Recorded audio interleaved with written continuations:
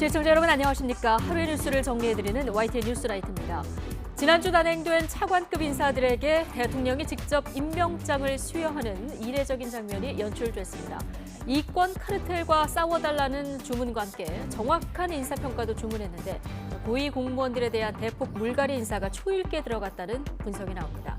깜짝 발탁의 주인공 장미란 차관도 오늘 첫 국무회의에 참석했는데요.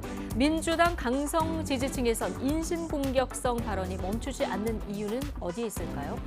후쿠시마 오염수 방류를 코앞에 두고 머리를 맞대야 할 정치권에선 막말 공방이 되풀이되는 모습인데 오늘 나이트 포커스에서 관련 내용들 다뤄보겠습니다. 월요일 뉴스 나이트 오늘의 헤드라인부터 정리해드립니다.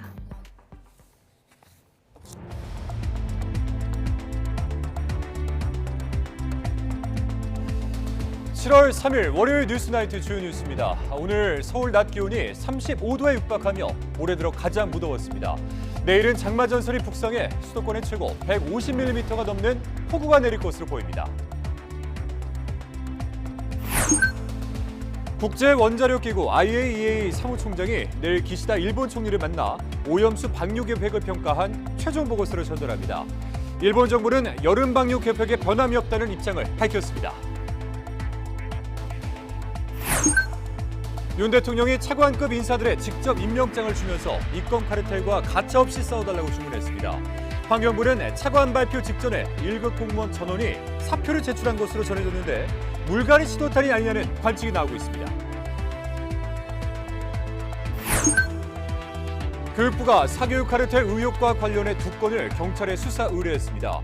수능시험 강사가 학생들에게 출제 관계자와 만났다고 언급하는 등 유착이 의심된다는 내용입니다.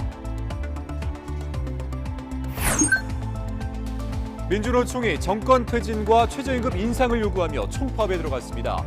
정부는 불법 집회에 엄정 대응하겠다고 경고했습니다. 알제리계 10대 소년이 경찰총에 맞아 숨지며 촉발된 프랑스 시위가 엿새째 계속됐습니다. 대규모 시위는 스위스, 벨기에 등 프랑스 주변 나라들로도 확산되고 있습니다.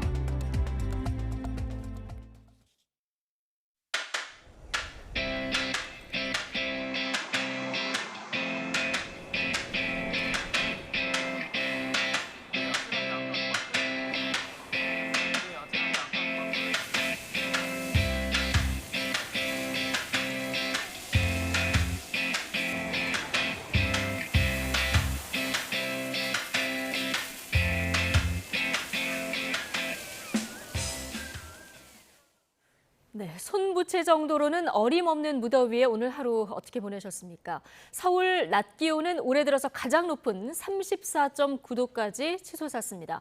내일은 장마전선이 내륙으로 북상하면서 수도권에 최고 150mm가 넘는 폭우가 내린다는 예보입니다. 김민경 기자입니다. 모터보트가 끄는 보드가 시원스럽게 물 위를 미끄러집니다. 사방팔방 튀는 물보라와 함께라면 더위는 잠시 사라집니다. 날씨가 너무 덥고 습해서 그냥 웨이크보드를 오늘 타러 나와서 그냥 이거 더위를 날리고 좀 시원하게 탈 수 있어서 너무 기분이 좋네요. 하지만 한강을 벗어나면 푹푹 찌는 무더위에 숨이 막힙니다.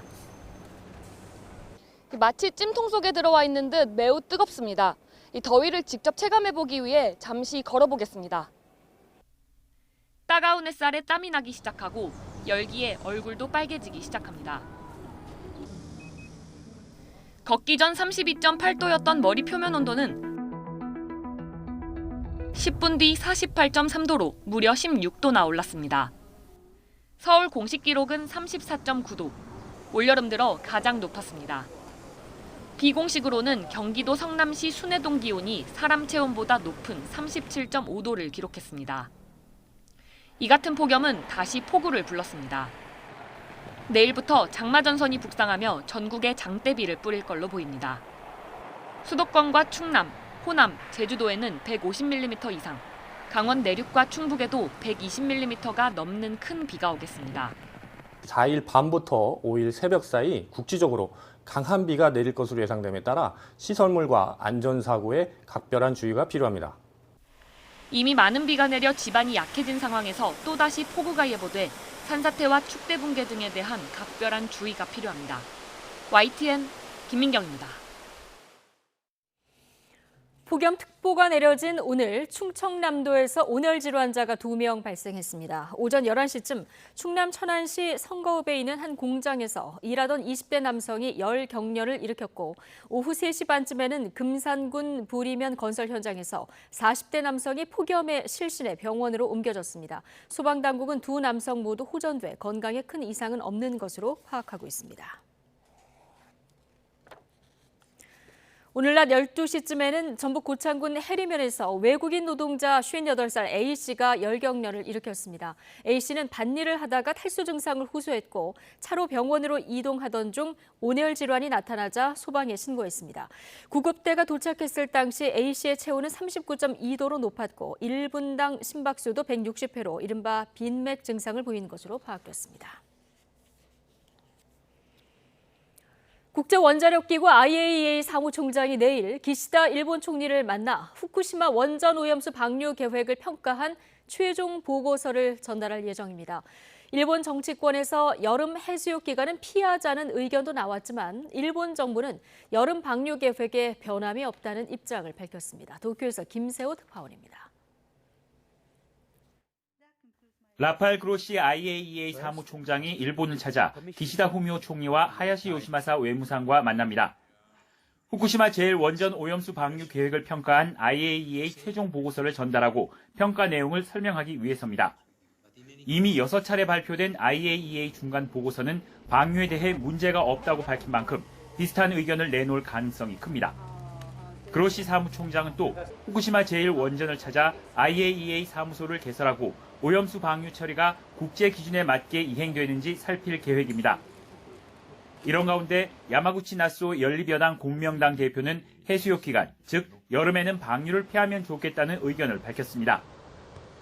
일본 내 불안한 여론을 의식한 발언인데 일본 정부는 해양 방류 계획에 변함이 없다는 입장을 되풀이했습니다. 알프스処理水の海洋放出の時期は本年春から夏頃を見込むとお示しをしてきており、この方針に変更はありません. 하지만 여전히 반대 여론은 만만치 않습니다. 일본 민영방송 TBS가 주도하는 뉴스 네트워크 JNN 여론조사에서 오염수 방류 찬성이 45%였는데 반대도 40%로 비슷하게 나타났습니다. 후쿠시마 현지사는 소문으로 인한 피해가 일어나지 않도록 해줄 것을 정부에 촉구했습니다. 国においては引き続き万全な風評対策を徹底的に講じていただきたい、こう考えております. 기시다 총리는 IAEA의 최종 보고서를 받은 뒤에도 일본 어민들의 반발과 국내외 여론의 움직임을 최대한 살피면서 방류 시점을 최종 결정할 계획입니다. 도쿄에서 YTN 김세호입니다. 국민의힘과 정부는 국제원자력기구 IAEA가 일본 후쿠시마 원전 오염수 방류의 안전성을 확인하더라도 후쿠시마산 수산물 수입 금지 조치는 기간 제한 없이 국민이 안심할 때까지 지속하겠다는 방침을 거듭 확인했습니다. 국민의힘 윤재욱 원내대표는 오늘 국회에서 열린 IAEA 검증 결과 보고 후속 대책 간담회를 마친 뒤 브리핑에서 IAEA 발표 후 일본이 수입 금지 철폐를 요구하면 어떻게 할 것이냐는 질문에 이같이 답했습니다. 이어 기간이 중요한 것이 아니라 정부 차원에서는 국민 먹거리와 관련해서는 어떤 불안한 일도 있어서는 안 된다는 확실한 생각을 가지고 대비할 것이라고 강조했습니다. 방류가 임박하면서 국내에서는 해양 방류에 대한 반대 목소리가 계속 이어지고 있습니다. 오염수 해양 방류에 대한 우리 정부의 실효적인 조치를 요구하는 헌법 소원을 제기하기 위한 청구인 모집도 시작됐습니다. 안동준 기자의 보도입니다. 건강한 휴식을 해고염수 해양 쪽이 반대한다. 방사능 표시가 그려진 식판을 윤석열 대통령 사진이 붙은 통으로 밀어넣습니다. 전국 학교의 급식 노동자들이 일본의 후쿠시마 원전 오염수 방류에 반대하기 위해 거리로 나왔습니다. 오염된 음식 재료로 자라나는 어린이와 청소년의 급식을 차려낼 수 없다고 목소리를 높였습니다. 오염된 식재료가 우리 학생들의 몸속으로 들어갈 것을 생각하면 당장이라도 조리원문에서 손을 떼고 싶은 심정이다. 개신교와 불교, 천주교, 원불교 등 종교 단체들도 오염수 투기 계획은 철회돼야 한다며 우리 정부에도 적극적으로 대응하라고 요구했습니다. 특히 핵 오염수의 유해성을 둘러싸고 전문가들 사이에서도 의견이 엇갈리고 있다고 지적했습니다. 그래서 국제원자력기구의 발표만으로 오염수 방류에 면죄부를 줄 수 없다고 주장했습니다. 제대로 검증되지 않은 방사능 오염수까지 바다로 투기하는 것은 우리 모두를 파멸로 이끄는 돌이킬 수 없는 재앙이 될 것이다. 민주사회를 위한 변호사 모임은 헌법소원 준비 절차에 들어갔습니다. 국민의 생명과 신체의 안전을 지켜야 할 정부가 최소한의 보호 조치도 취하지 않고 있다는 겁니다. 대한민국 정부는 방류에 문제가 없다는 식입니다. 과연 윤석열 정부는 누구를 위한 정부인지, 누구를 대변하는 정부인지 국민은 묻고 있는 것입니다. 민변은 오는 21일까지 청구인을 모집한 뒤 일본이 실제로 오염수를 방류하기 전에 헌법소원을 제기할 방침입니다. YTN 안동준입니다. 윤석열 대통령이 신임 차관들에게 우리는 반카르텔 정부라면서 이권 카르텔과 가차없이 싸워달라고 당부했습니다. 정확한 인사평가도 주문했는데 공직사회에 대한 대규모 인적 쇄신이 임박했다는 관측이 나오고 있습니다. 조은재 기자입니다. 7월의 첫 업무일 윤석열 대통령은 지난주 내정 발표한 김홍일 권익위원장과 차관급 인사 13명에게 임명장을 수여했습니다.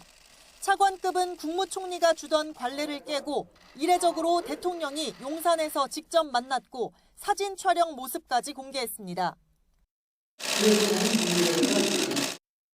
관료사회 기강 잡기를 위해 실세 차관에게 거듭 힘을 실는 거라는 해석이 나왔습니다. 윤 대통령은 신임 차관들과 오찬까지 함께하며 국가와 국민, 헌법 시스템에 충성해달라고 당부했습니다. 우리 정부는 반카르텔 정부라면서 이권 카르텔과 가차없이 싸워달라고 강조했고 가장 중요한 건 사람을 평가하는 거라며 산하단체와 공직자들의 업무 능력을 늘 정확히 평가해달라고 지시했습니다. 과감한 인사, 나아가 신상필벌을 주문한 겁니다. 실제 환경부는 차관 발표 직전 1급 공무원 전원이 사표를 제출한 걸로 전해졌고 기획재정부와 국토교통부도 인사 초읽기에 들어가는 등 국정 새바람을 위한 물갈이가 전 부처로 확산할 거라는 관측이 나옵니다. 이에 대통령실은 일괄 사표가 대통령실 지시로 시작된 게 아니라고 밝혔습니다. 언론 공지를 통해 인사 쇄신 차원에서 장관 직권으로 1급 공직자들의 사표를 받았고 차관 인선 발표로 후속 절차가 잠시 보류된 거란 설명을 덧붙였습니다. 청문회 전국을 피해 용산 비서관 출신의 실세 차관을 무더기 임명한 변칙 인사 우려 속에 책임 장관제를 부각하려는 의도로 풀이됩니다. 공직자는 대한민국 정부 소속으로 대통령과 분리되는 건 있을 수 없다. 용산 핵심 참모의 설명입니다. 차관 임명과 동시에 공직사회 대규모 인적 쇄신이 임박했다는 관측이 나옵니다. YTN 조은지입니다. 반국가 세력이 종전선언을 노래 부르고 다녔다. 최근 윤석열 대통령의 이 같은 발언이 정치권 공방으로 이어진 가운데 문재인 전 대통령까지 논란에 가세했습니다. 냉전적 사고에서 헤어나지 못한 사람들이 많다. 사실상 윤석열 대통령을 겨냥했는데 대북 정책을 놓고 전현 정권 간 힘겨루기가 펼쳐지는 모습입니다. 권남기 기자입니다. 문재인 전 대통령은 최종건 전 외교부 차관이 쓴 책을 소개하며 공산권 국가들과 수교하고 북한과 남북기본 합의서를 체결했던 노태우 정부를 치켜세웠습니다. 김대중, 노무현, 문재인 정부는 보수 정권의 북방 정책을 계승 발전시켰다는 겁니다. 이어 전쟁을 겪은 우리만큼 평화가 절실한 나라는 없다며 아직도 냉전적 사고에서 헤어나오지 못한 사람들이 많다고 꼬집었습니다. 윤석열 대통령을 직접 거론하진 않았지만 현 정부와 여권의 대북 강경책에 날을 세운 것이란 해석이 나왔습니다. 민주당도 최근 윤 대통령의 통일부 장차관 교체 배경을 문제 삼으며 문 전 대통령의 주장에 힘을 실었습니다. 통일부가 대북 선전부, 대북 공작부 혹은 제2의 국정원이 되는 것은 아닌지 우려스럽습니다. 국민의힘은 반발했습니다. 문재인 정부 핵심 대북 정책인 종전선언은 선동이자 기만이라며 북한에 대한 일방적 퍼중이는 멈춰야 한다고 강조했습니다. 우리 정부가 대북 유화책을 펴는 동안 북한은 핵 개발을 포기하지 않았다는 겁니다. 자신들의 정치적 입장만을 우선하는 세력들이 주장하는 대표적인 국민 기만 선동 정치의 하나입니다. 군 장성 출신 의원은 의원총회장 연단에 서서 지난 문재인 정부의 대북 정책을 하나하나 지적했습니다. 민주당이 한반도 종전을 촉구한 직후 북한은 개성의 남북연락사무소를 폭파했다며 야당의 안보 행보를 싸잡아 비판했습니다.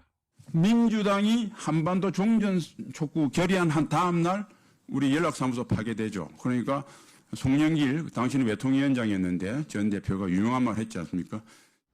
남북관계의 지향점을 둘러싼 여야의 팽팽한 신경전은 김영호 통일부 장관 후보자 인사청문회에서 정점에 이를 것으로 보입니다. YTN 권남기입니다. 정부가 문재인 정부에서 집중적으로 추진됐던 신재생 에너지 사업에 들어간 전력기금을 추가 조사한 결과 5,800억 원이 부당하게 집행됐던 것으로 드러났습니다. 시중보다 이자가 싼 태양광 대출을 받기 위해서 엉터리 농축산물 생산시설을 짓기도 했는데 정부 지원금은 한마디로 눈먼 돈이었습니다. 이승배 기자입니다.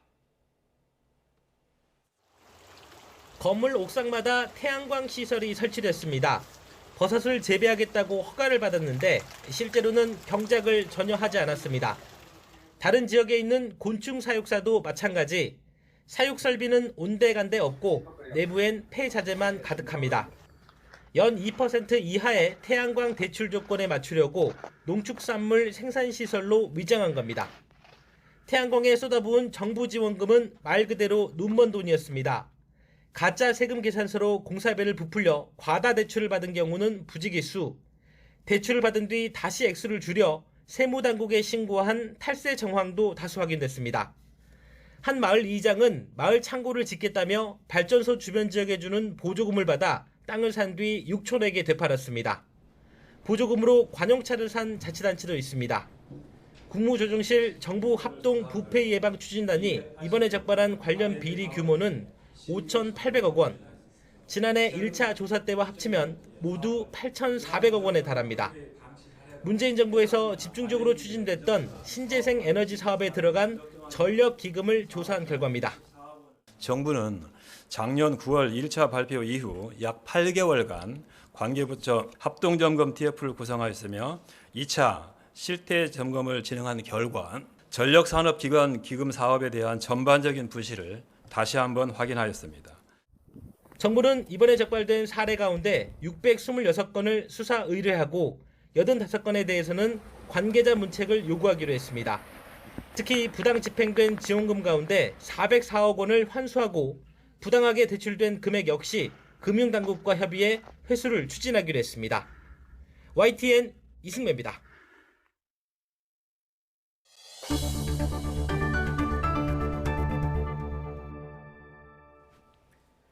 사교육 카르텔 신고 가운데 정부가 2개 사안을 경찰에 수사 의뢰하기로 했습니다. 수능시험 강사가 학생들에게 수능 출제 관계자와 만났다고 언급하는 등 사교육과 수능 출제 체제 간 유착 관계가 의심된다고 밝혔습니다. 김연아 기자의 보도입니다. 사교육 카르텔 범정부 협의회 구성 12일 만에 첫 경찰 수사가 시작됩니다. 교육부는 수능시험 강사가 학생들에게 수능 출제 관계자와 만났다고 언급하고 예상 문제 유형을 소개했다는 제보 등 2건을 경찰에 수사 의뢰했습니다. 1차 검토 결과 제보의 신빙성과 개연성이 있다고 판단했다는 설명입니다. 이러한 행위는 그 자체만으로 수능시험 체제의 공정성에 대한 사회적 신뢰를 심각하게 훼손하는 것이며 만일 그것이 사실이라면 우리 사회 전반의 신뢰를 뿌리째 뒤흔드는 일로 수사를 통해 사실이라면 업무 방해죄나 공무상 비밀 누설죄 등이 적용될 전망입니다. 경찰청은 교육부 수사 의뢰와 별개로 자체적인 범죄 첩보 수집 활동도 시작했습니다. 경찰청에서는 수사 의뢰나 고소고발 이외에도 자체적으로 범죄 첩보 수집 활동을 시작하였습니다. 이런 여러 가지를 종합해서 엄정하게 신속하게 수사하도록 하겠습니다. 교육부는 이와 함께 교재 집필에 수능 출제진이 참여했다고 광고한 출판사와 입시 결과를 과장한 것으로 의심되는 10개 사안에 대해서는 공정위 조사를 요청했습니다. 특히 출제위원 이력을 사교육 업체 홍보 수단으로 삼는 건 국가의 공적 신뢰를 편취해 사유화하는 것과 다를 바 없다며 강도 높게 비판했습니다. 교육부는 또 6일 집중신고 기간 종료 이후에도 수시와 대학별 고사 등 대입 절차 관련 비리 신고를 받겠다고 밝혔습니다. 지금까지 접수된 신고는 261건으로 대형 입시학원 50곳이 포함됐고 사교육과 수능 출제 체제 유착 의심 사례만 해도 46건이나 됩니다. 킬러 문항으로 촉발된 사교육 이권 카르텔 단속은 하반기에도 입시 단계별로 계속해 진행될 예정이어서 사교육 업계 혼란은 갈수록 커질 것으로 보입니다. YTN 김현아입니다. 네, 입시학원들의 부당 광고를 들여다보고 있는 공정거래위원회가 상시적 감사를 위해서 소비자 요원을 투입합니다. 공정위는 이들이 제보한 사안 가운데 혐의가 크다고 판단되면 직접 조사할 것이라고 예고했습니다. 이승은 기자입니다. 소비자들로 구성된 소비자법 집행감시요원 제도를 운영하고 있는 공정위가 올해는 모니터링 대상으로 학원 광고와 상조, 선불식 할부 거래 방식 여행 분야를 선정했습니다. 올해 선발 인원은 80명, 이 가운데 40명이 일단 11월까지 초중고 학원 분야를 감시하게 됩니다. 거짓 혹은 과장으로 학부모와 수험생의 불안감을 조장했는지, 객관적 근거 없이 1위, 최다 등의 표현을 사용했는지, 수능 출제위원 등 강사 이력을 속였는지, 경쟁 학원이나 강사를 비방했는지 등을 살펴보게 됩니다. 요원들이 감시 과정에서 법 위반 혐의 사례를 공정위에 제보하면 심사를 거쳐 사례비 4만 원을 지급합니다. 사업자의 시정 여부를 확인한 건에 대해서는 사후관리 사례비 1만 원도 추가 지급됩니다. 공정위는 제보 내용을 바탕으로 법 위반 사업자에게 자진 시정하도록 하고 혐의가 크다면 정식 사건으로 접수해 조사할 것이라고 밝혔습니다. 부당 광고 여부는 소비자를 오인하게 할 우려가 있는지, 소비자의 합리적인 결정을 방해해서 공정거래 질서를 해치고 있는지 여부에 따라 판단하게 됩니다. 소비자 오인과 공정거래 저해는 공정위가 입증을 하게 됩니다. 한편 사업자는 자신이 한 표시 광고 행위 중에 사실과 관련된 사항이 진실됨을 입증해야 될 책임을 갖게 됩니다. 소비자법 집행감시 요원은 만 20살 이상이어야 하는데 오는 16일까지 공정위 누리집을 통해 신청할 수 있습니다. YTN 이승은입니다. 민주노총이 최저임금 인상과 정권 퇴진을 촉구하며 2주간 총파업 투쟁에 돌입했습니다. 정부는 경제단체와 긴급 간담회를 열어 우려를 표명하고 불법 집회에는 엄정 대응하겠다고 밝혔습니다. 신지원 기자입니다. 민주노총이 7월 시작과 동시에 정권 퇴진을 내걸고 2주 동안 총파업에 나섰습니다. 노동도, 민생도, 민주주의도, 교육도, 먹거리까지도 파괴하는 윤석열 정권이야말로 국민을 죽음으로 내모는 킬러 정권입니다. 그래서 노동자들이 민주노총이 투쟁에 나섭니다. 노란봉투법 개정과 함께 최저임금 인상, 일본 오염수 투기 중단도 함께 촉구했습니다. 민주노총은 전국 15개 지역에서 최대 50만 명의 조합원이 참여할 거라며 시민들이 큰 불편을 겪진 않을 거라고 말했습니다. 첫날 하루 파업에 나선 택배노조는 조합원 1,500명 정도만 참여해 우려했던 택배 대란으로 이어지진 않았습니다. 오는 6일엔 백화점이나 마트 종사자가 파업에 나서고 둘째 주엔 민주노총 최대 산별노조인 금속노조와 전교조, 건설노조 등이 동참합니다. 5년 만에 총파업에 동참하는 현대자동차노조는 오전, 오후 근무조가 2시간씩 총 4시간 부분 파업을 진행할 예정입니다. 다만 보건의료노조는 13일부터 무기한 파업을 예고해 진료에 차질이 불거질 수 있습니다. 정부와 재계는 긴급 간담회를 열고 하반기 수출 반등을 위해 노사 협력이 시급하다며 파업 중단을 촉구했습니다. 정부는 엄정 대응을 천명하는 동시에 산업계에 단호한 대응을 요구하기도 했습니다. 노조 측의 부당하고 무리한 요구와 노사법 취지 위반 사항에 대해서는 단호히 거부하는 원칙적인 모습을 보여줄 필요가 있습니다. 경찰도 엄정 대응을 예고한 상황. 퇴근 시간인 평일 오후 5시에서 저녁 8시 사이에 열리는 집회에 대해 금지를 통보했는데 앞으로 2주간 매주 화요일과 금요일 총 4차례 평일 야간 촛불 집회가 예정돼 있어 경찰과 노동계 충돌이 우려됩니다. 경찰은 최대 155개 부대에 9천여 명을 투입하고 공무집행 방해 등 불법 행위자는 현장에서 즉시 검거한다는 방침입니다. YTN 신지원입니다. 더불어민주당과 정의당이 추경과 후쿠시마 오염수 문제는 물론 노란 봉투법 등 쟁점 법안 처리에 정책 연대를 강화하기로 했습니다. 정부와 여당은 거부권 행사로 맞서겠다는 기존 방침을 고수하고 있어서 전국은 더 얼어붙을 것으로 보입니다. 손효정 기자의 보도입니다. 일본 후쿠시마 원전 오염수 방류 반대 단식 투쟁 8회째를 맞은 정의당 이정미 대표. 해양 투기를 일본이 끝까지 고집하는 이유는 단지 하나 도쿄전력의 비용을 아끼기 위함입니다. 국회에서는 더불어민주당과 정의당 원내 지도부가 한자리에 모였습니다. 단식 농성을 이어가는 이정미 대표와 민주당 우원식 의원 등의 힘을 실어주며 오염수 투기 반대 의원 모임도 만들기로 했습니다. 단식하시는 의원님들 건강도 걱정이 되고 그래서 단식을 얼른 해제할 수 있는 그런 상황을 우리가 만들었으면 좋겠습니다. 민생 경제를 위한 추경 편성과 노란 봉투법, 이태원 참사 특별법 등 쟁점 현안 처리를 위한 야권 공조도 강화하기로 했습니다. 양당이 대여 공동 전선의 손을 맞잡은 데는 올해 상반기 야권 단일 대오가 대여 공세에 효과가 있었다는 판단이 작용한 것으로 보입니다. 다가오는 9월 정기국회와 내년 총선 일정을 앞두고 압도적 다수 의석으로 민생 드라이브를 걸어 야권 지지세를 결집하겠다는 전략과도 무관치 않다는 해석입니다. 가장 지금 시급하게 논의돼야 될 문제들이 바로 이제 민생 추경 문제인 것 같습니다. 노란봉투법을 어떤 방식으로 적극적으로 추진할 것인지. 국민의힘은 물밑에서 야합하던 두 야당이 이젠 공개적으로 나라 경제를 위태롭게 하는 각종 법안 처리에 공조하기로 했다고 깎아내렸습니다. 특히 노란 봉투법이 국회 문턱을 넘는다면 대통령의 거부권 행사를 건의하겠다는 방침을 명확히 했습니다.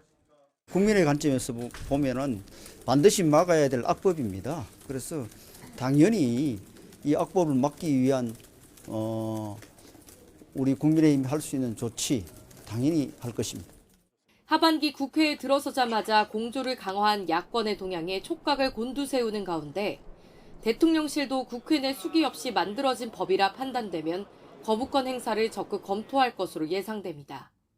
당이 요구하지 않더라도 이미 대통령실에서는 입장을 밝힌 바 있죠.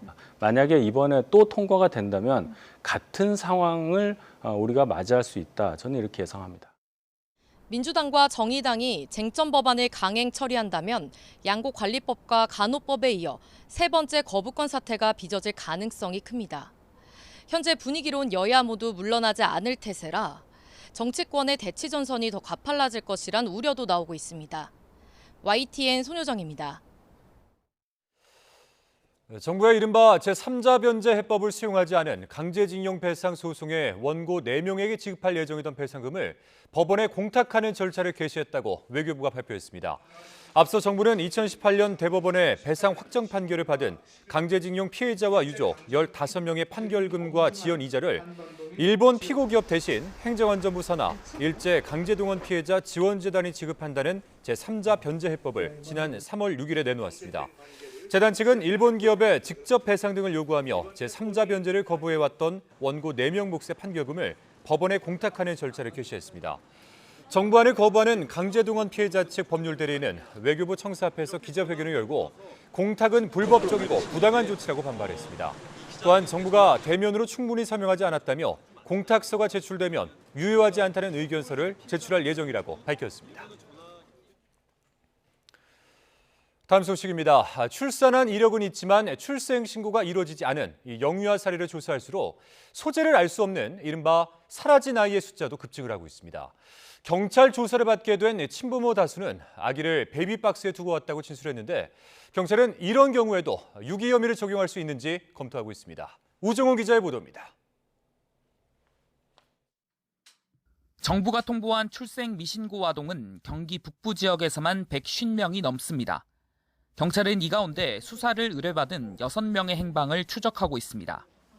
먼저 남양주에선 지난 2015년 출산한 아기를 인터넷을 통해 알게 된 부부에게 넘기면서 출산 비용을 받은 20대 친모가 아동복지법상 아동 매매 혐의로 입건됐습니다. 다만 누가 아기를 데려갔는지 아기가 살아있는지는 아직 밝혀지지 않았습니다. 포천과 연천에서도 아동 5명의 소재가 오리무중으로 일부에 대해서는 이른바 베이비박스에 두고 왔다는 친부모 진술이 확보됐습니다. 사라진 아기들이 증가하는 건 인천에서도 마찬가지입니다. 경찰이 소재 파악에 나선 8명 모두 친부모가 베이비박스에 두고 온 것으로 조사됐는데 생사가 확인된 건 8년 전 출생 직후 경기 군포에 있는 교회 베이비박스에 맡겨진 1명뿐입니다. 경찰은 부모가 베이비박스에 아기를 두고 왔어도 유기로 볼 수 있는지 살피고 있습니다. 아동 학대치사 혐의로 구속된 경기 수원시 20대 친모는 한 차례 진술을 번복한 뒤 모호한 입장을 유지하는 것으로 알려졌습니다. 프로파일러까지 투입한 경찰은 살아있는 아기를 대전 유성구병원 인근 하천에 두고 왔다는 진술이 지금으로서는 가장 신빙성이 있다고 판단하고 있습니다. 이에 따라 아기가 살아있을 수도 있다고 보고 친모의 혐의를 변경할 가능성도 열어두고 있습니다. 정부의 출생미신고 아동 전수조사는 오는 7일까지 이어집니다. 현재도 경찰에는 지자체 수사 의뢰가 들어오는 만큼 행방을 찾아야 하는 아이들의 숫자는 계속 늘어날 전망입니다. YTN 우종훈입니다. 프랑스 경찰이 쏜 총에 맞아 숨진 알제리계 소년의 장례식이 엄수됐지만 성남 프랑스 젊은이들의 폭력 시위는 엿새째 계속됐습니다. 시위는 이제 프랑스를 넘어 주변구로도 옮겨붙고 있습니다. 황보영 기자가 보도합니다. 교통단속 도중 차를 출발시켰다 경찰이 쏜 총에 맞아 숨진 17살 알제리계 소년 나엘. 가족과 친구 등 많은 사람의 마지막 배웅을 받고 마을 공동묘지에 묻혔습니다. 유족 측은 폭동으로 치닫는 시위를 염려한 듯 추모하고 분노하되 폭발하지 않아야 한다고 BBC와의 인터뷰에서 밝혔습니다. 하지만 그런 바람은 통하지 않았습니다. 파리와 마르세유 등 주요 도시는 분노한 시위대와 막아서는 경찰의 공방이 격렬하게 이어졌습니다. 최루탄 연기로 자욱해진 거리는 그야말로 난장판으로 변했습니다. On continuera à faire le travail qui est le nôtre, de lutter contre les infractions partout sur le territoire national et notamment dans les quartiers. 차량에 불을 지르고 상점을 약탈하는 폭력 시위가 늦은 밤까지 이어진 가운데 파리 남부 도시의 한 시장 자택도 공격을 받았습니다. 누군가 불붙은 차를 몰고 엄마와 아이들만 있는 집으로 돌진한 겁니다. Ma femme et mes enfants ont été extrêmement choqués. Ma femme a payé de sa personne pour sauver nos enfants et elle a fait en ça un acte de bravoure extraordinaire. 대규모 시위는 프랑스 주변 나라로도 확산하고 있습니다. 주말엔 프랑스계 주민이 많은 스위스 로잔 도심에서 10대가 주축이 된 100여 명의 젊은이가 돌과 화염병을 던지며 경찰과 대치했습니다. 이에 앞서 프랑스어 사용자가 많은 벨기에 브뤼셀에서도 폭력 시위가 벌어져 여러 건의 불이 나고 10여 명이 체포됐습니다. YTN 황보열입니다. 무장반란 사태를 겪은 푸틴 러시아 대통령이 정서적으로 불안할 것이라는 주장이 나왔습니다. 러시아가 12일 만에 우크라이나 수도에 대한 야간 공습을 재개한 가운데 양측의 교전도 격화되고 있습니다. 이만수 기자가 보도합니다. 프리고진의 무장반란 촉이 잔뜩 굳은 얼굴로 경고했던 푸틴 대통령. Защитим и наш народ, и нашу государственность от любых угроз, в том числе от внутреннего предательства. А то, с чем мы столкнулись, это именно предательство. 지난달 28일 반란 사태 이후 첫 현장 행보에서는 마중 나온 군중들에게 성큼성큼 다가가 악수를 나누고 사진도 찍었습니다. 카네기 러시아 유라시아 센터는 이 이례적인 장면을 근거로 푸틴이 정서적 불안 상태에 있을 것이라고 주장했습니다. 철권 통치자, 현대판 차르로 불리는 평소 모습과는 거리가 너무 멀다는 겁니다.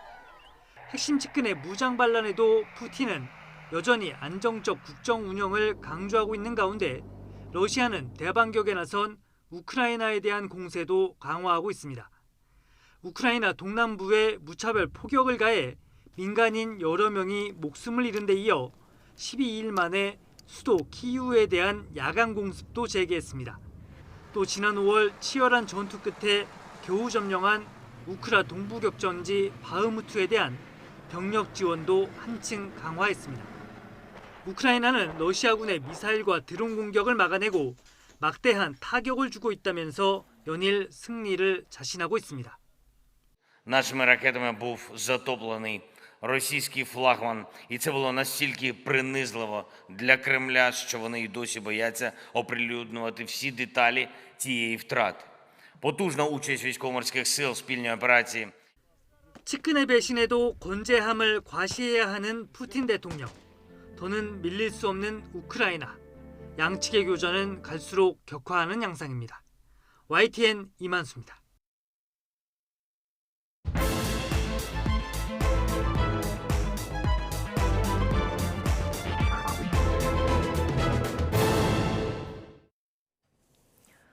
네, 정치권 관심 뉴스들 진단해보는 나이트 포커스. 오늘은 김용태 전 국민의힘 최고위원 그리고 김상일 정치평론가 두 분과 함께하겠습니다. 어서 오십시오. 안녕하세요. 안녕하십니까.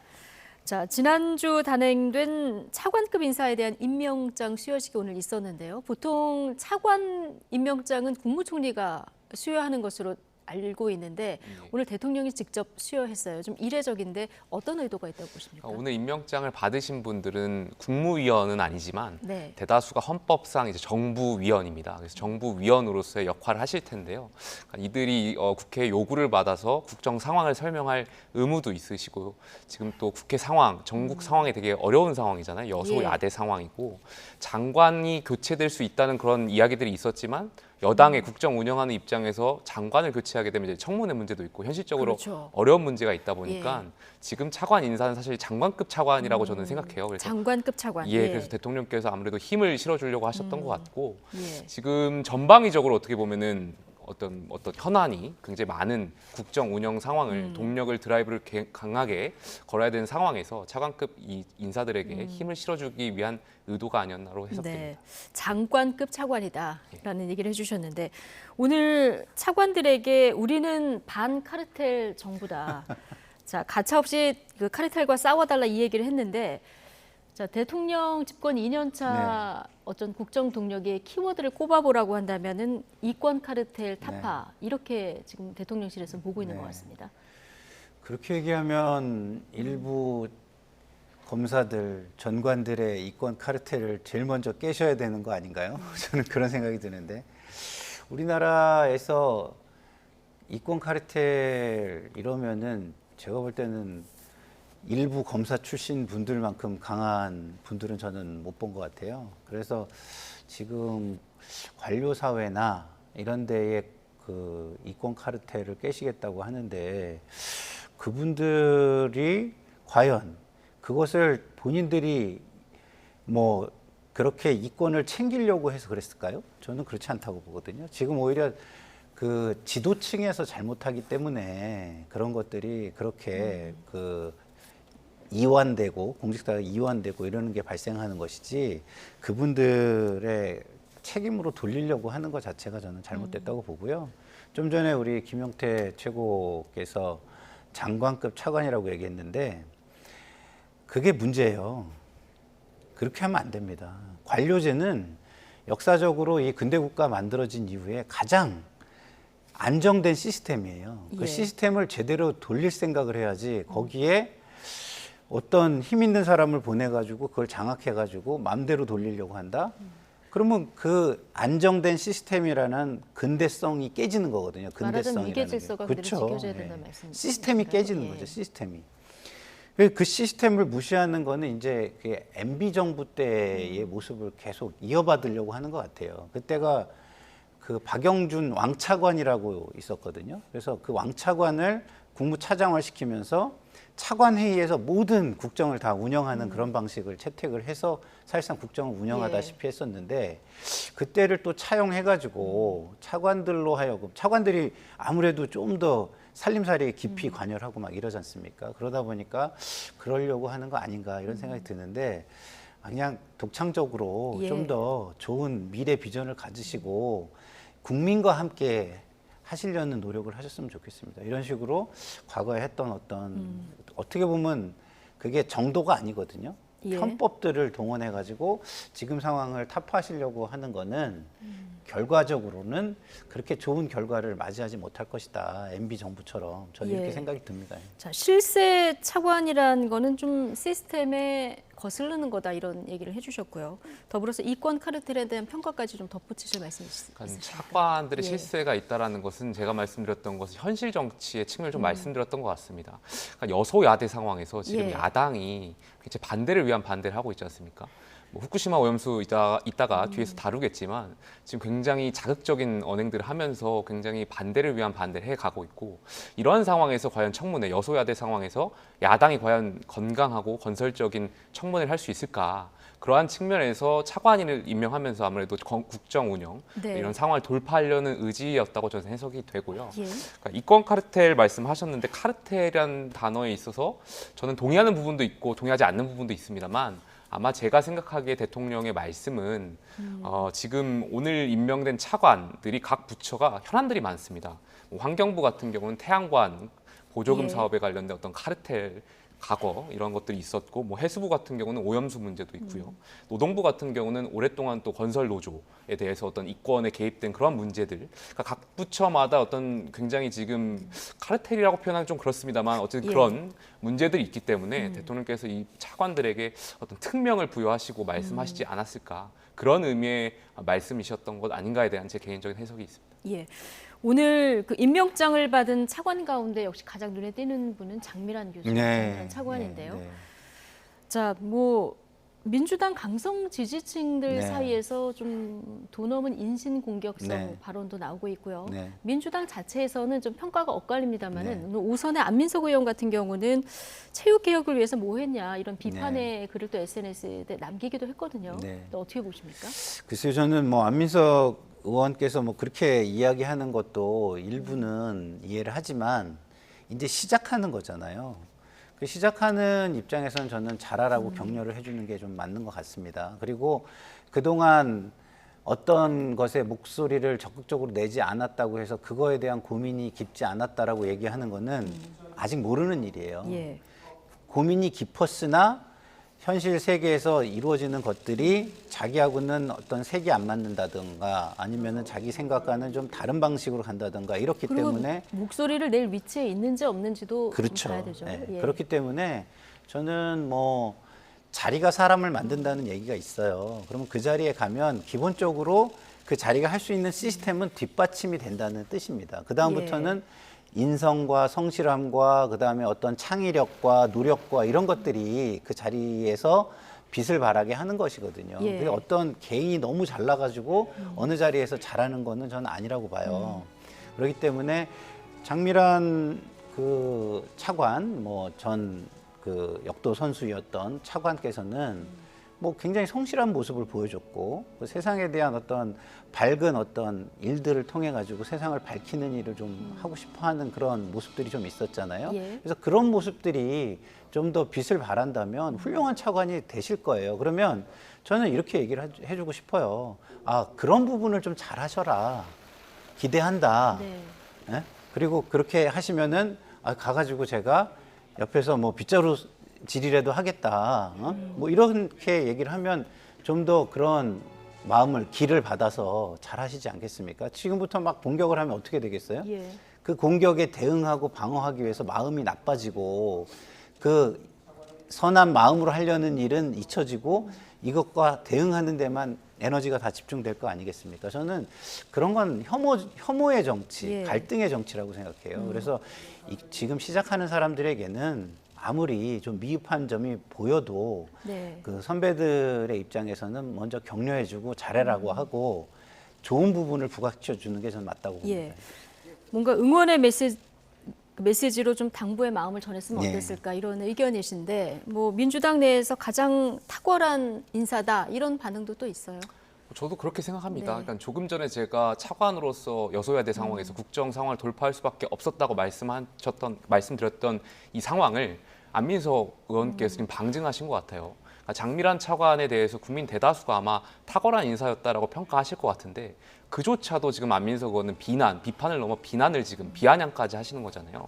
그러니까 이러한 상황에서 저는 차관의 어떤 그런 말씀 중요성을 좀 드렸던 것 같고요.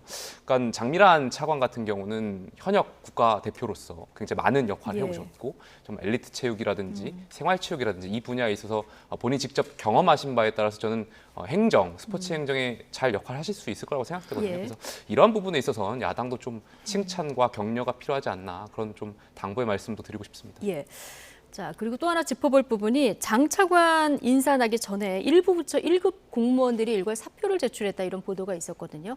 오늘 대통령은 또 신임 차관들에게 가장 중요한 게 인사평가다 이런 얘기도 했다고 하는데 그럼 이 고위공직 공무원들 어떤 대폭 물갈이가 좀 예상되는 지점입니까? 그러니까 뭐 일각에서 저도 언론을 통해서 확인했는데 이제 환경부의 1급 인사들이 사표를 쓰게 된 것 같아요. 네, 복합적인 이유가 있는 것 같아요. 확인해 보니까 현재 지금 환경부 사표 쓰셨던 1급 공무원들은 행정고시 36회 출신도 있었다고 해요. 근데 이번에 오늘 임명된 차관은 37회거든요. 그러니까 공직사회에 있어서 어떤 기수 문화는 굉장히 중요해요. 우리가 그 평론가님께서도 군대 다녀오셨겠지만 군대를 가면 사실 사단장이나 군단장이 신임으로 오시면 지휘관이 그 밑에 있었던 분들이 만약에 그 새로 오신 지휘관보다 기수가 더 높으면, 그러니까 선배면 사실 자리를 물려주거나 물러나는 그러한 문화가 있잖아요. 특히 공직사회는. 그러다 보니까 아마 환경부에도 그러한 것이 좀 작용했던 것 같고요. 말씀하셨던 대로 어떤 대통령께서 책임장관제를 국정과제에서 이제 말씀하신 바가 있었고 장관의 인사권을 좀 강화하겠다라는 그런 작년의 발표도 있었던 와중에 아무래도 좀 이러한 책임장관으로서 환경부 장관으로서 역할을 할 수 있게끔 좀 인사권을 행사했던 것 같습니다. 예. 자, 뭐 좀 얘기가 나오니까 대통령실에서 이거 개입한 거 없었고 일괄 사표는 장관 지시에 따른 것이다 이렇게 얘기가 나왔는데 보통 인사가 나면 이게 관례입니까? 매년 관례는 아니고요. 네. 정권 교체기에 좀 왕왕 있는 관례입니다. 예. 그러니까 정권 교체기에는 이제 대부분 새롭게 좀 이렇게 개편을 하고 싶어 하죠. 이렇게 왜냐하면 전 정부에서 두각을 나타냈던 사람들은 아무래도 그때의 네트워크도 있고 그쪽과 인연이 깊다라고 생각이 되니까 어떤 새로운 사람들로 좀 다시 좀 물갈이를 해서 쇄신해서 가고 싶은 마음이 있어서 정권 교체기에는 저런 일들이 왕왕 있었습니다. 근데 지금 1년이 지났잖아요. 근데 1년이 지났는데 있었다는 거는 조금 늦은 감은 좀 있죠. 이미 한 번 정도 인사를 다 했을 시기인데. 그래서 그렇다면 지난 1년간은 대통령께서 공무원들과 이렇게 호흡이 그렇게 원활치 않았구나 이런 것을 좀 방증하는 것 같아서 좀 안타까운 마음이 들고요. 그때 오히려 좀 이렇게 새롭게 좀 그 뭐랄까 인수위에서 좀 더 면밀히 검토를 해서 좋은 인력으로 잘 갖춰가지고 1년을 좀 더 국정 운영을 잘 하셨으면 어땠을까 이런 좀 아쉬움이 있습니다. 초기에. 네. 예. 자, 공직사회의 쇄신 폭풍이 어디까지 몰아칠지 좀 지켜보도록 하고요. 자, 이 얘기로 좀 넘어가겠습니다. 후쿠시마 원전 오염수 방류가 초읽기에 들어갔는데 여야 여론조는 지금 점점 더 뜨거워지고 있습니다.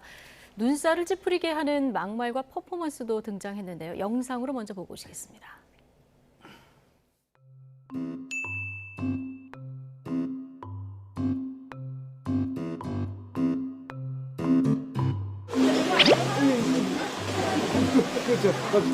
이거 뭐 먹어도 된다는 거 아니에요? 아니 이 물이야.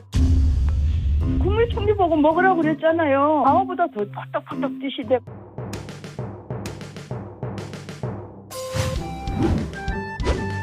저는 똥을 먹을지언정 후쿠시마 오염수 먹을 수 없습니다.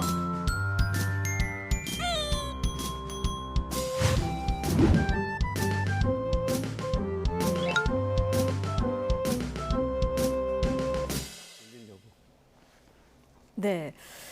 자, 여야 여론전 수위가 지금 보신 것처럼 한층 높아졌습니다. 민주당 지난 주말에도 장외 규탄 집회를 열었고 앞으로 매주 7월에는 열겠다 이렇게 얘기를 했는데 조금 전에 들으신 임종성 의원 발언 파장이 좀 컸어요. 어떻게 들으셨습니까? 근데 저는 임종성 의원의 말씀은 좀 합리적이지도 않고 너무 감정을 실어서 말씀을 하시다 보니까 오히려 저는 개인이 좀 법적으로 좀 요새 어려우시니까 저렇게 또 본인을 그 지지층한테 부각시키려고 그러나?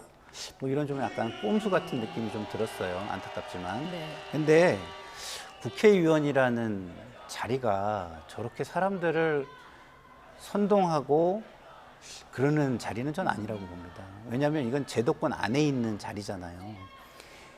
제가 계속 참 안타깝게 말씀드리는 건 뭐냐면 이 사적 구제라는 것은 근대 국가에서 사라져야 됩니다. 그러니까 저런 식으로 감정을 쏟아내고 그 감정을 통해서 사적으로 사람들이 모여서 사적으로 문제를 해결하려고 드는 것은 그럼 근대 국가를 무너뜨리는 거예요. 그래서 저는 그걸 더더군다나 제도권에 있는 분들, 그 시스템 안에 이미 있고 자기 역할이 있는 분들이 그런다는 건 너무나 안타깝고요. 저분들이 하셔야 될 거는 과학자들 데려다 끊임없이 토론을 하는 거예요. 그리고 토론한 모습을 국민들한테 계속 보여주는 거예요. 예. 그리고 반대하는 과학자들 데려다가 아니 당신 이런 얘기 했는데 뭐 내가 친한 과학자는 이렇게 얘기합니다. 그럼 그건 어떻게 입증하겠습니까? 해가지고 소위 말하는 로 데이터와 그리고 과학적 검증이 이루어진 이론을 가지고 치열하게 싸우는 거죠. 그리고 그걸 국민들이 알맞게 판단할 수 있는 기회를 부여하는 겁니다.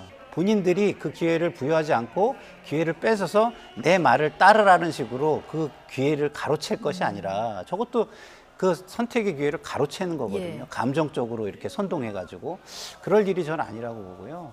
양당 모두 저렇게 막말이나 쇼 퍼포먼스를 통해 가지고 국민을 자기의 어떤 이익에 맞게 이끌려는 것보다 네. 계속 과학자들을 모아놓고 지역에서도 하세요. 자기 지역구에서도 궁금한 사람들 있다 그러면 그 사람들 모여가지고 과학자들과 함께 토론할 수 있는 자리 만들어주고 그럼 풀릴 거 아닙니까 이거? 그거 말고 저렇게 해가지고 풀릴까요 이게 이 문제가? 예. 전 묻고 싶습니다. 선동하기보다는 제도권 내에서 뭐 국회에서도 좋고 지역구 내에서도 그렇죠. 좋고 네, 언론에서도 뭔가, 그렇고 예. 전 계속해서 과학자들을 국민들이 한꺼번에 시간 내서 이걸 보고 뭐 공부를 하실 수는 없죠. 네. 그러면 그게 풀릴 때까지 어느 정도 사회적으로 이게 인정될 때까지 계속 하는 거예요. 예. 자, 논리적 접근이 필요하다는 얘기를 해주셨는데 여당에서는 괴담 마약에 중독됐냐 또 날선 발언이 나왔습니다. 근데 민주당 지금 계속 7월 내내 주말마다 장외 집회 하겠다는 거거든요. 계속 공방은 계속 될 것 같은데요. 아무래도 공방이 될 수밖에 없다라고 생각하고 네. 그러니까 민주당은 지금 신난 것 같아 보여요.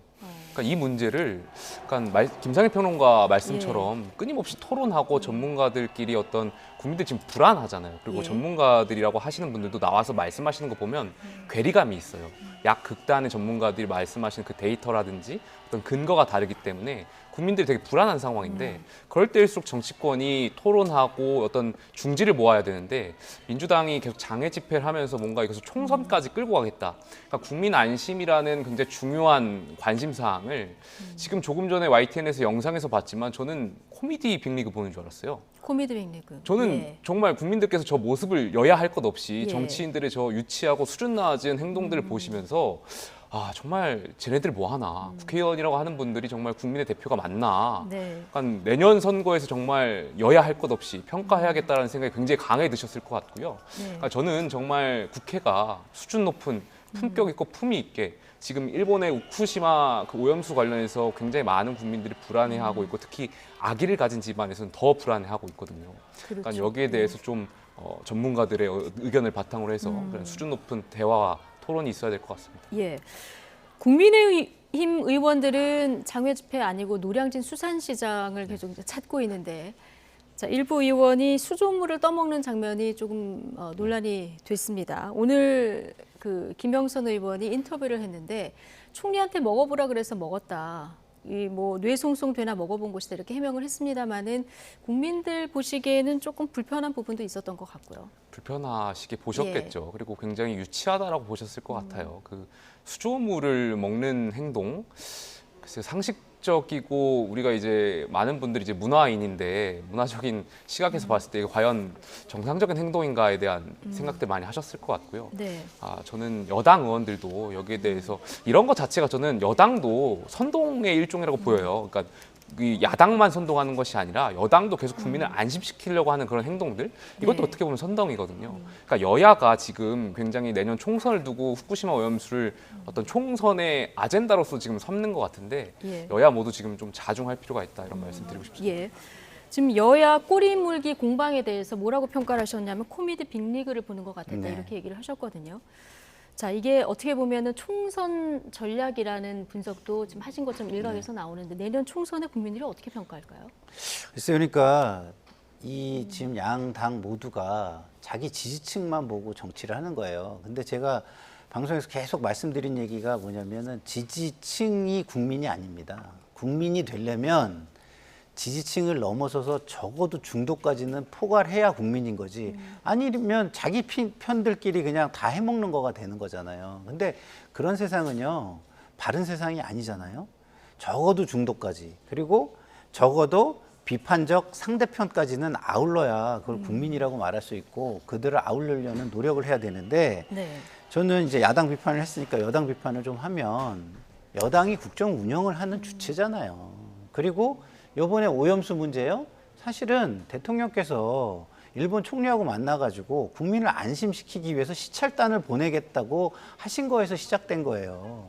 그러면 시찰단이 갔다 와서 안심을 시켜줘야지 왜 이렇게 논란이 커집니까? 그런 부분은 생각을 안 하는 거예요, 지금. 그래서 국정 운영을 하실 때 이렇게 국민들에게 끝까지 노력하는 모습을 보여주지 않고 그냥 한번 툭 던져가지고 그게 논란이 되니까 야당을 비난하고 이거는 저는 국정을 운영하는 자세가 아니라고 봅니다.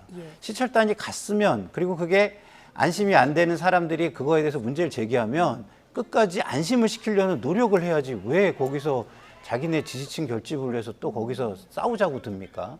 저는 그런 부분에 있어서는 여당에 그리고 국정 운영 세력에 좀 더 책임이 있다, 책임이 좀 더 무겁다 이렇게 좀 말씀을 드리고 싶습니다. 예. 그리고 또 하나 지난주부터 논란이 됐었던 게 국회 부의장의 그 일본 골프 여행 문자 주고 받기 요구였었는데요. 당 차원에서 경고도 내려졌고요. 오늘 사과도 했습니다. 뭐 충분한 조치라고 보십니까? 사과를 하셨으니까 뭐 그렇게 볼 수 있지만 저는 이번 사태가 결과적으로 민주당이 한일 관계를 총선이라든지 이런 전략적으로 이용했다라는 방증 같아요. 그러니까 이번에 후쿠시마 오염수 방류 문제도 그렇지만 그보다도 문재인 정권에서 사실 죽창과 들자고 하면서 사지 않습니다, 가지 않습니다, 노재팬 운동도 했었잖아요. 근데 지금 사실 이 상황에서 윤석열 정권이 들어와서 한일 관계를 개선하려고 하는 의지가 있었는데 그런 와중에서 지금 후쿠시마 오염수가 지금 계속 이어지고 있는 와중이고 민주당이 여기서 어떻게 보면 돈 없는 행동들 계속 하고 있는 와중에 국회의원이었던 이 김영주 의원께서 부의장도 이었잖아요. 이시잖아요. 근데 그러니까 이분이 이런 행동, 그러니까 국민 정서, 특히 민주당의 어떤 기본 정서와 다르게 했던 이율배반적인 이 행동들은 국민들께서 내년 총선에서 아마 심판하고 평가해 주실 거라고 저는 생각됩니다. 예. 안 그래도 국민의힘에서 지금 오염수 구실로 대선 불복에 나서겠다는 거냐 이런 주장이 좀 나오고 있거든요. 지금 말씀하신 것처럼. 근데 김영주 의원이 여기에 좀 빌미를 준 부분은 있는 것 같습니다. 그렇죠. 왜냐하면 아무리 후쿠시마 오염수 문제와 일본 여행이 별개의 문제라고 한다지만 그 타이밍이 맞닿아 있고 그 이슈가 한창일 때 그게 사회적인 환경일 때 그런 일을 하신 거잖아요. 그럼 공인은 사회적 환경에 맞춰가지고 국민에게 메시지를 전하는 분이에요. 그러면 그 정도의 어떤 공인의식, 책임의식 내지는 지금 본인이 하고 있는 공적 행위에 대한 진정성, 헌신성 이게 없다라고 한다면 그게 공인으로서의 자격을 말할 수 있는 겁니까? 그런 측면에서 김영주 부의장의 사과는 좀 더 뭐랄까 구체적이고 그리고 좀 더 진정성 있고 좀 더 진심 어리게 나왔어야 된다. 그런 측면에서 면피용 사과라는 여당의 어떤 이런 비판은 일부 저는 수용이 된다라는 말씀을 드리고 싶습니다. 근데 저는 이번 일뿐만이 아니라 조금 더 말씀드리자면 뭐 김영주 의원을 지칭해서 말씀드리는 것이 아니라 여야 300여 명의 국회의원들이 정치를 대하는 태도가 좀 더 섬세하고 예민했으면 좋겠어요. 그러니까 뒤에서 사진 기자들이 휴대폰 찍고 있다는 거 다 알잖아요. 이번 사태뿐만이 아니라 여태까지 여러 에피소드들이 있었잖아요. 그럼에도 불구하고 김영주 의원께서 이렇게 대놓고 휴대전화를 이런 식으로 봤다는 건 그러니까 저는 글쎄요, 그러니까 정치라는 어떤 접근을 하는 데 있어서 굉장히 쉽게 생각하는 것 같다. 여야 정치인들 모두가. 그래서 여기에서 반성해야 된다고 생각합니다. 자, 내일 IAEA 사무총장이 일본을 방문해서 기시다 총리를 만납니다. 뭐 보고서도 공개가 될 것 같은데 민주당에서는 이미 이제 보고서 공개 전에도 이게 정치적 보고서가 될 거다 이런 우려를 표명했거든요. 그 보고서가 나와도 민주당에서는 믿지 못하겠다라는 어떤 그런 논조가 계속될 전망인데 이거 국민들은 불안한 것도 사실이거든요. 예. 그래서 어떻게 접근을 해야 될까요, 정부가? 근데 저는 일단 여야가 정권이 바뀌면서 이제 공수가 바뀌는 거에 대한 상황 설명도 좀 해야 될 것 같아요. 그러니까 민주당이 뭐 여당도 마찬가지고요. 민주당 같은 경우는 문재인 정권 시절에 정의용 전 장관께서 IAEA의 어떤 조건이 맞으면 그 결과를 적합성에 따라서 인정해야 된다는 식의 뉘앙스로 말씀하셨잖아요. 근데 이제 와서 민주당이 말을 바꿔서 IAEA의 그런 특징들을 말씀하시면서 믿지 못하겠다라고 말씀하시면 국민들이 보시기에 여야 바뀌었다고 해서 야당이 또 반대를 위한 반대를 하는구나 이렇게 생각하실 수도 있고 말씀하신 대로 더 나아가서 이제 국민들이 더 불안하고 불안정한 그런 느낌을 더 받게 되겠죠. 그래서 글쎄요, 여기에 대해서는 여야가 일단 말을 바꾸는 거에 대해서는 국민들께 설명할 필요가 있을 것 같고요. IAEA 결과 보고서 좀 보고 말씀드려야 될 필요가 있을 것 같습니다. 예. 일단 IAEA가 뭐 안심할 만한 수준이다 이렇게 발표를 하면 일본은 방류를 하게 될 텐데요. 네. 뭐 결정은 일본이 지금 하는 이런 상황이니까요. 우리는 오늘 뭐 방류와 수산물 수입은 좀 별개다. 그래서 후쿠시마 수산물 수입은 금지를 계속하겠다 이런 입장 정도 나왔는데요. 정부가 조금 더 섬세하게 접근할 부분은 어떤 부분이 더 남아 있을까요? 그러니까 이번에 봐야 되는 건 이런 것 같습니다. IAEA가 일본 편이다 이렇게 얘기하잖아요. 그 얘기는 무슨 얘기냐면 우리나라가 외교를 잘못하고 있다고 얘기를 스스로 하고 있는 거예요. 국제기구에서 영향력이 일본보다 훨씬 못하다 이런 얘기를 스스로 자인하고 있는 거거든요. 국제기구에 영향력을 미칠 수 있게 그동안 외교력을 충분히 펼치고 그 정도의 네트워크를 갖추고 국가의 위상을 거기까지 끌어올렸어야죠. IAEA를 못 믿는다는 거는 민주당 의견이고 저 국민의힘에서는 가장 권위 있는 국제기구 보고서다 이렇게 민주당의 지금 이야기를 저는 하는 건데요. 지금 만약에 우리가 IAEA를 못 믿겠다라고 만약에 하면 그러면 그 다음부터 우리가 국제 사회에서 활동하는데 그것이 도움이 되겠습니까? 오히려 외교를 해야 될까요? 어떻게 접근을 해야 됩니까? 그러니까 저는 이게 IAEA가 보고서가 나온다고 하면은 시위 나가고 시위하는 사람들을 지원하는 거와 별개로 IAEA 사람들을 적극적으로 뭐 민주당 사람들이 가서 접촉을 하든 뭘 하든 했어야 됐다고 봐요. 그리고 집권 시에도 또 그런 외교력을 확보하기 위해서 노력을 했어야 됐다고 봐요. 그리고 여당에게도 그런 부분을 해달라고 공식적으로 요구를 하고 안 하는 부분에 대해서 국민들한테 얘기해서 정부가 이렇게 무책임합니다라고 얘기를 해야지 거리로 뛰어나갈 일은 저는 아니라고 봅니다. 그러면 이 다음에 거리로 뛰어나간 거를 회군할 때 어떻게 할 겁니까? 사실은 이게 어떤 일은요 시작하기보다 그것을 거둬들이는 게 훨씬 힘들 때가 많습니다. 특히 저렇게 장외 시위나 이런 것들을 할 때는 그것을 거둬들이는 명분을 찾는 게 훨씬 힘들 때가 많거든요. 그래서 저는 지금 IAEA의 이런 문제 이것을 좀 미리 예측을 하고 시나리오를 짜서 그 시나리오에 맞게 뭐 장애투쟁이든 이런 것도 가져갔어야 된다. 그런 면에서 볼 때 지금은 약간 궁지에 좀 몰릴 가능성이 있다. 이런 생각이 듭니다. 내일 IAEA 최종 보고서가 일본에 이제 전달되면 내용도 우리가 파악할 수 있을 텐데 그 내용부터 먼저 좀 지켜보기로 하고요. 저희 다음 주제로 넘어가겠습니다. 자, 친박계 좌장, 진박 간별사 이렇게 불리는 최경환 전 경제부총리가 이준석 전 대표 포함해서 여기 나오신 지금 우리 김용태 전 국민의힘 최고위원도 그 자리에 있었던데 오늘 마침 또 나오셨습니다. 네, 어떻게 이렇게 모아진 자리입니까?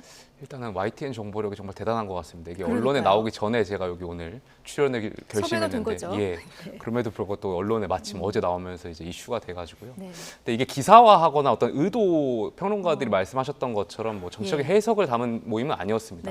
그렇다라면 저희가 사진 찍었을 때 좀 더 잘 찍었을 텐데 저 사진을 보면은 어플 뭐 필터를 설정해가지고 기록력으로 남겼던 사진인데 그러니까 저게 지금 전국적으로 모든 방송에 나오고 있어가지고 그러니까 좀 저희 당황스럽고요. 참석하신 분들 중에서 누가 그 사진을 공개한 겁니까? 이기인 도의원이 이제 기록용으로 찍었고 이제 본인의 SNS에 하루만 올라가는 그런 기능이 있는 거기에 이제 올리면서 이제 공개가 됐고요.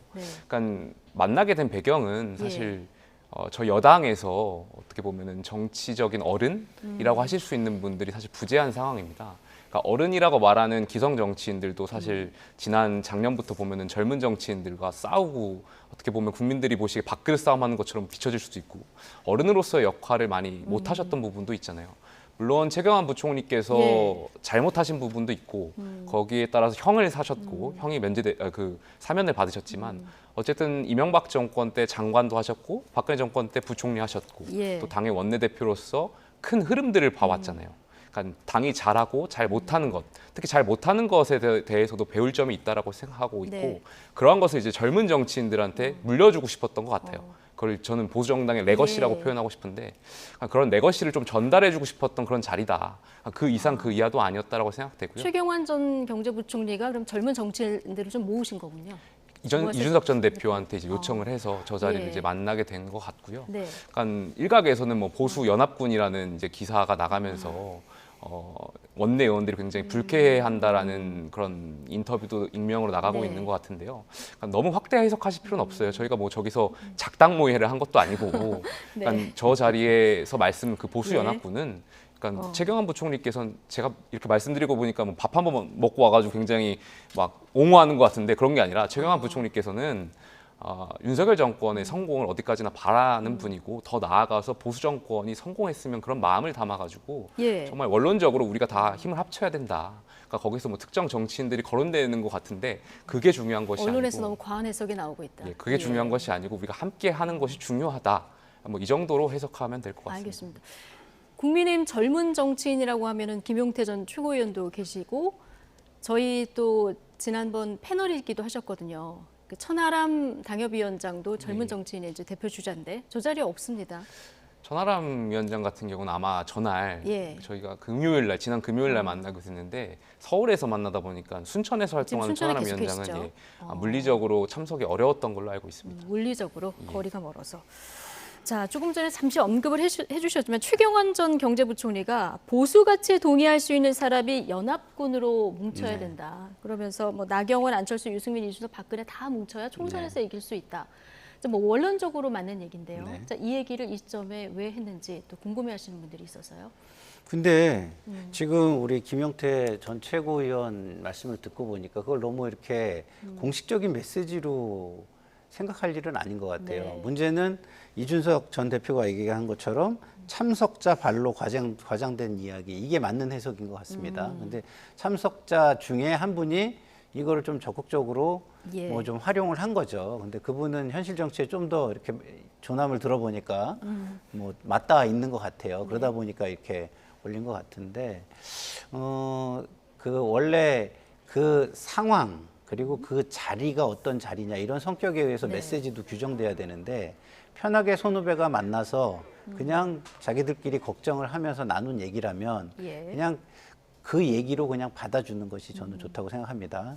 근데 공식적인 메시지로 이렇게 나왔다 한다면 저는 조금 그거는 공식적으로는 전 반대합니다. 왜냐하면 젊은 사람들한테 이야기를 하면 젊은 사람들이 다음 시대를 끌어가야 된다. 당신들이 정말 중요하다. 그렇기 때문에 우리 지금 이런 혐오의 정치 이런 걸 타파할 수 있게 젊은 사람들끼리라도 모여가지고 비전 토론회를 하든 국민들과 함께 함께 할 수 있는 것들을 만들어서 헌신적인 모습을 보이는 이런 정치를 하든 이런 걸 하라고 조언을 해주셔야지 마치 올드보이들이 다 귀환해도 되고 뭐 그 사람들이 다시 역할을 할 수 있다는 식으로 얘기를 하면은요 시대의 발전은 저는 오히려 정체될 것이다 이렇게 생각이 듭니다. 알겠습니다. 두 분 모두 이제 공식적인 모임이 아니기 때문에 너무 확대 해석할 필요는 없다 이렇게 얘기를 해주셨고요. 어쨌든 최경환 전 부총리의 이런 움직임에 대해서 당내에서는 어떤 반응이 나오고 있을까요? 이야기 잠시 듣고 오시겠습니다. 저도 좀 저 사진을 보고 의아했습니다. 그리고 보수 연합군이다 얘기한 것은 저도 선뜻 이해가 가진 않아요.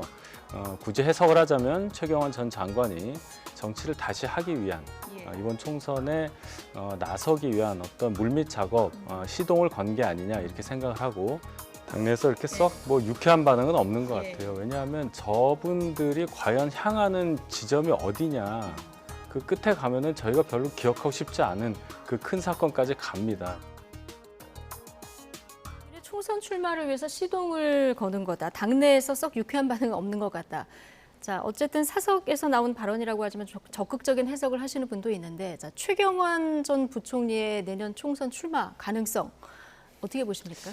그날 그 자리에서도 예. 뭐 거기에 대해서 구체적으로 말씀하시지도 않았고 느낌은 어떠셨어요? 제가 개인적으로 느끼기에는 사실 지금 중요한 문제는 아닌 것 같아요. 제가 봤을 때. 왜냐하면 굉장히 조심스러운데, 왜냐하면 저희가 그 지역에 이제 현역 정치인이 저희 원내 정치인 계셔서 말씀드리고 굉장히 조심스럽지만 어쨌든 지역에서 어떤 여론조사 같은 것을 보면은 나름대로 이제 선전의 결과들이 나오고 있는 것 예. 같아서 뭐 부총리께서 출마 여부를 지금 결정할 필요는 없을 것 같아요. 그러나 나오고 싶어 하시는 것 같았습니까? 그것도 뭐 역할이 만약에 부여된다면 본인께서 예. 역할을 하려고도 하실 것이고, 만약에 그게 아니면 안 하실 수도 있는 것이고, 그거는 총선에 임박해서 본인이 결정할 문제라고 생각되고요. 네. 그러니까 그렇게까지 해석할 문제도 아니라고 저는 생각해요. 그래서 알겠습니다. 상당히 조심스럽게 당시 분위기를 좀 전달해 주셨는데, 네, 최근에 여러 인터뷰 때문인지 추미애 전 장관의 총선 출마설도 계속 나오고 있죠. 추 전 장관의 옛 지역구인 광진을 여기를 지역구로 두고 있는 분이 고민정 의원인데요. 자, 오늘 발언 잠시 듣고 오시죠. 총선이 가까워지니까 다들 제 지역구로만 관심들을 갖고 계시는 것 같아요. 한동안은 한동훈 장관이 광진을로 출마하는 거 아니냐, 언론에서도 자꾸 물어보시던데, 오랫동안 또 장관을 배출하고 대표도 배출했던 곳이기도 하고, 맞아요. 또 제가 새로 온 곳이기도 해서 정치에 대한 관심도와 자부심도 되게 높은 지역 주민들이시거든요. 그래서 많은 판단들을 하고 계실 거라 생각하고, 어쨌든 저로서는 누가 오시든 자신 있다, 이 말씀만 드리겠습니다. 자, 누가 오시든 자신 있다 얘기를 하고 있습니다만 네. 속내는 조금 복잡할 것 같기도 해요. 그렇죠. 근데 뭐 본선에 자신 있는 거와 당내 경선에 자신 있는 게 또 다르기 때문에 예를 들어서 뭐 추미애 전 장관이 나온다 그러면은 좀 속내가 복잡할 것 같아요. 왜냐하면 지금 우리 당의 우리 당의 가장 큰 문제가 지금 뭐냐면 강성 지지층에게만 잘 아부하고 아첨하면 공직 후보가 될 수 있다, 이런 분위기가 좀 팽배한 거 아니겠습니까? 예. 그런 것 때문에 속내가 굉장히 복잡하기도 하고 불안하기도 할 겁니다. 정말 지금 우리 강성 지지층이 대표하고 있는 게 어느 정도인지, 얼마나 우리는 이제 과대 대표되고 있다 이렇게 얘기를 하지만 또 그게 뭐 실질적인 조사에 의해서 전수조사나 이런 거에 대해서 확인되고 있는 것은 아니지 않습니까? 네. 그러다 보니까 제가 볼 때는 고민정 의원 입장에서는 그 부분이 우려스러울 텐데, 최경환 부총리나 추미애 장관이나 이제 선배잖아요.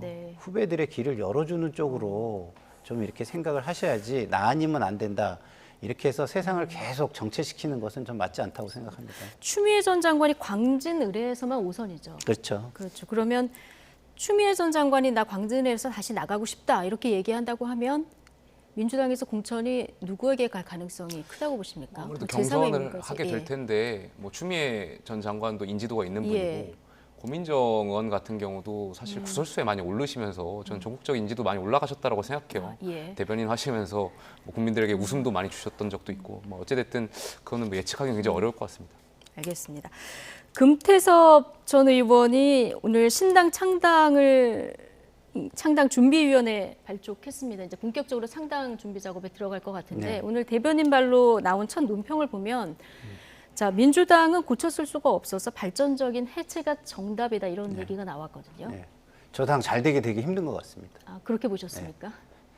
일성이 우리 당이 국민에게 뭘 하겠다, 국민을 위해서 뭐 이 한 몸 뭐 이렇게 불태우겠다, 그리고 아무리 귀찮은 곳이라도 기꺼이 달려가겠다. 네. 뭐 굉장히 뭐 그런 류의 말이 나와야 우리 당의 되는 거 비전을 아닌가요? 강조했어야 된다. 그렇죠. 근데 다른 당을 무너뜨려 가지고 그 반사 이익을 볼 것 같은 그런 정당이 탄생한다? 저는 굉장히 지금 신당다워 보이지 않는다. 기존에 있는 정당의 아류뿐이 안 되는 거 아닌가, 이런 느낌이 들고요. 그러다 보니까 면면이 또 부각이 되는 겁니다. 그 면면이 다 다른 당에서 오신 분들이 많잖아요. 그러면 지금 저 당을 새 당이라고 불러도 되는 거 아닙니까? 새 당. 네. 네, 어떤 의미로 그 얘기하신지는 시청자 네. 여러분들이 좀 판단하실 것 같고요. 옛날에 뭐 한 의원이 예. 그렇게 왔다 갔다 했다고 김민세라고 네, 불린 적이 있어요. 그러니까요. 자, 어쨌든 뭐 기사는 가장 이렇게 얘기하기 좋은 부분을 이제 뽑기도 하고 네. 뭐 여러 가지 말씀하신 것 중에 이제 뽑은 거긴 한데 약칭 새로운 당입니다. 자, 파급력 얼마나 될 것 같습니까? 뭐 희망적인 얘기를 드려야 되겠지만 사실 저도 평론가 말씀하고 다르지 않을 것 같습니다. 어려울 것 같고요. 그러니까 저희 새로운 당에서 전략적으로 예. 어떤 민주당의 느슨한 지지층을 본인들이 끌고 오려고 지금 결정한 것 같고 그래서 민주당을 때리는 것 같은데 글쎄요. 그래서 뭘 할 수 있을지 국민들께 설명할 수 있는 자리가 필요하지 않나. 역사적으로 제3지대, 제3당이 만들었을 때 늘 양당제의 폐해를 말하거든요. 네. 근데 그래서 so what? 그러니까 이 새로운 정당은 무엇을 할 수 있는가 국민들께 네. 설명할 수 있는 그런 자리가 좀 필요하지 않나 생각합니다. 네. 창당 그 하시는 날에는 좀 새로운 당의 비전을 얘기하셨으면 좋겠다. 그렇죠. 네, 안 알겠습니다. 그러면 줄여서 새 당이 될 겁니다. 새로운 당이 아니고. 계속 강조하시면 뭐 오늘 그래도 준비위원회 발족한 날인데 예, 알겠습니다. 자, 나이트 포커스 오늘 여기까지 하겠습니다. 김용태 전 국민의힘 최고위원 그리고 김상일 정치평론가 두 분과 함께했습니다. 고맙습니다. 감사합니다.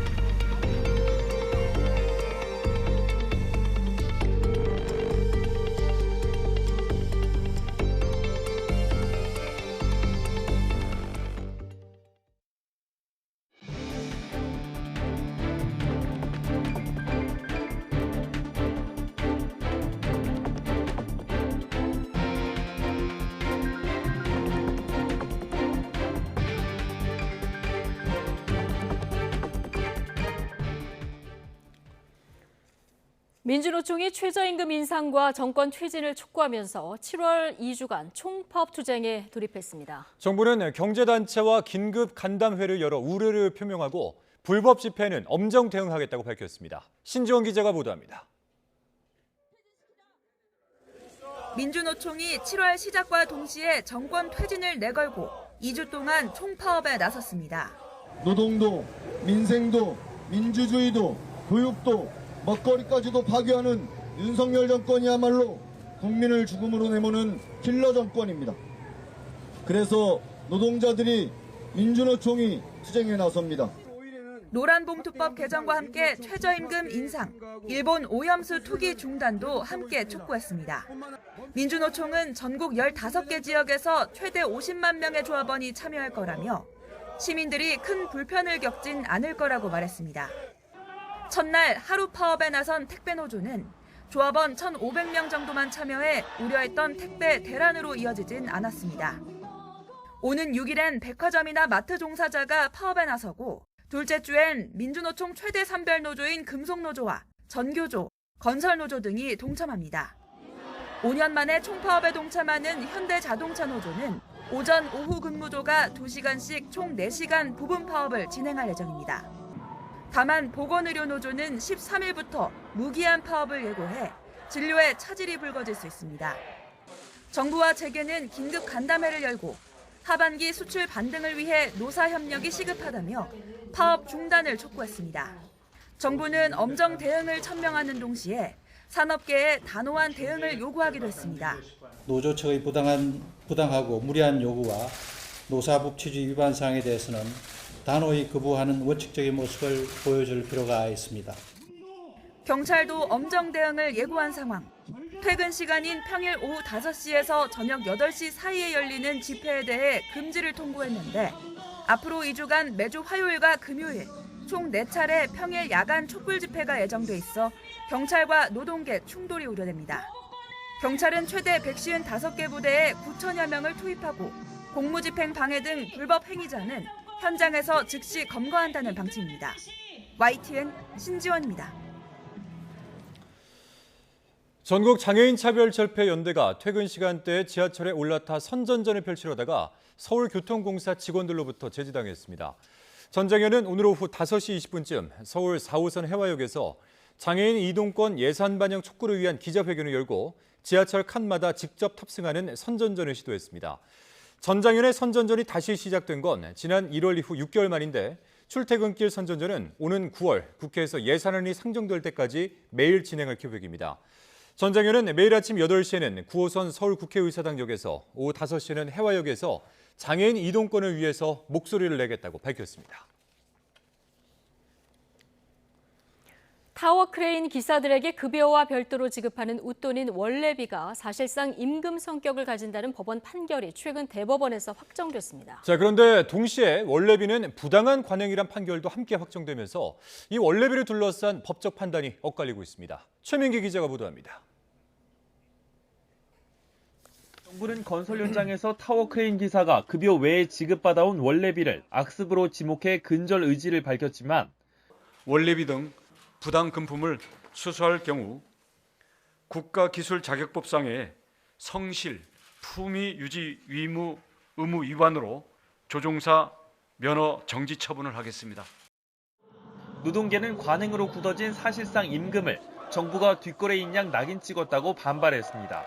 원래비를 둘러싼 법적 다툼에 법원 판결도 엇갈리고 있습니다. 2018년 울산 아파트 공사에 참여한 하도급 업체는 준공일 안에 작업을 끝내지 못했다는 이유로 계약 해지를 당하자 미지급 대금을 달라며 소송을 냈습니다. 업체는 일부 승소했지만 타워 크레인 기사들에게 지급한 원래비도 청구 대금에 포함해달라는 주장은 받아들여지지 않았습니다. 항소심 재판부는 원래비가 법령이나 계약상 근거 없이 요구되었다고 봤습니다. 반면 2019년 광주 아파트 공사 하도급을 맡은 업체가 크레인 기사들을 상대로 낸 소송에선 상반된 판단이 나왔습니다. 업체는 원래비로 300만 원씩 모두 6억 5천만 원을 준 건 공사 지연을 막기 위해서였을 뿐 지급 근거가 없었다며 반환을 주장했습니다. 1, 2심 모두 기사들 손을 들어줘 업체가 패소했지만 원래비를 놓고는 근절해야 할 잘못된 관행이란 판단과 수십 년 이어져 사실상 근로대가인 임금 성격을 띈다는 결론으로 갈렸습니다. 원래비 성격을 달리 해석한 울산과 광주 사건 판결은 지난달 대법원에서 나란히 확정됐습니다. 대법원은 두 사건 원심 결론과 근거에 수긍한 것일 뿐이며 대법원이 원래비 적법성을 핵심 쟁점으로 삼아 별도로 따진 건 아니라고 밝혔습니다. 또 원래비 관련 계약 근거는 공사 현장이나 개별 사건마다 다르다고 강조해 당분간 원래비를 둘러싼 다툼이 이어질 전망입니다.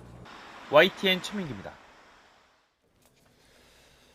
더불어민주당과 정의당은 추가 경정 예산 편성 협의와 후쿠시마 원전 오염수 방류 저지 등 쟁점 현안에 대한 정책 공조를 강화하기로 뜻을 모았습니다.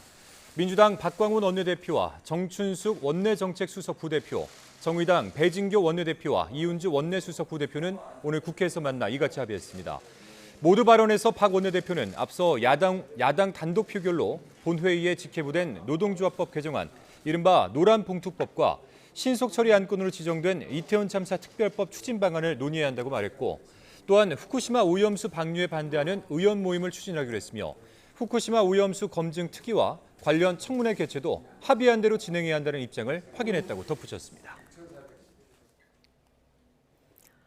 다음 주 인도네시아에서 열리는 아세안 지역 안보 포럼 ARF 외교장관 회의를 계기로 현지에서 한일 외교장관 회담이 열릴 가능성이 커 보입니다. 후쿠시마 오염수 방류에 대한 IAEA의 최종 검증이 이뤄진 뒤 양국의 외교수장이 만나는 만큼 어떤 논의가 오갈지 관심이 쏠리고 있습니다. 조수현 기자가 보도하겠습니다. 일본을 방문하는 라파엘 그로시 IAEA 사무총장은 기시다 일본 총리를 만나 오염수 방류 계획을 평가한 IAEA의 최종 보고서를 전달할 것으로 알려졌습니다. 그동안 IAEA가 평가해온 대로 일본의 방류 방법과 설비가 타당하다는 내용이 담길 것으로 보입니다.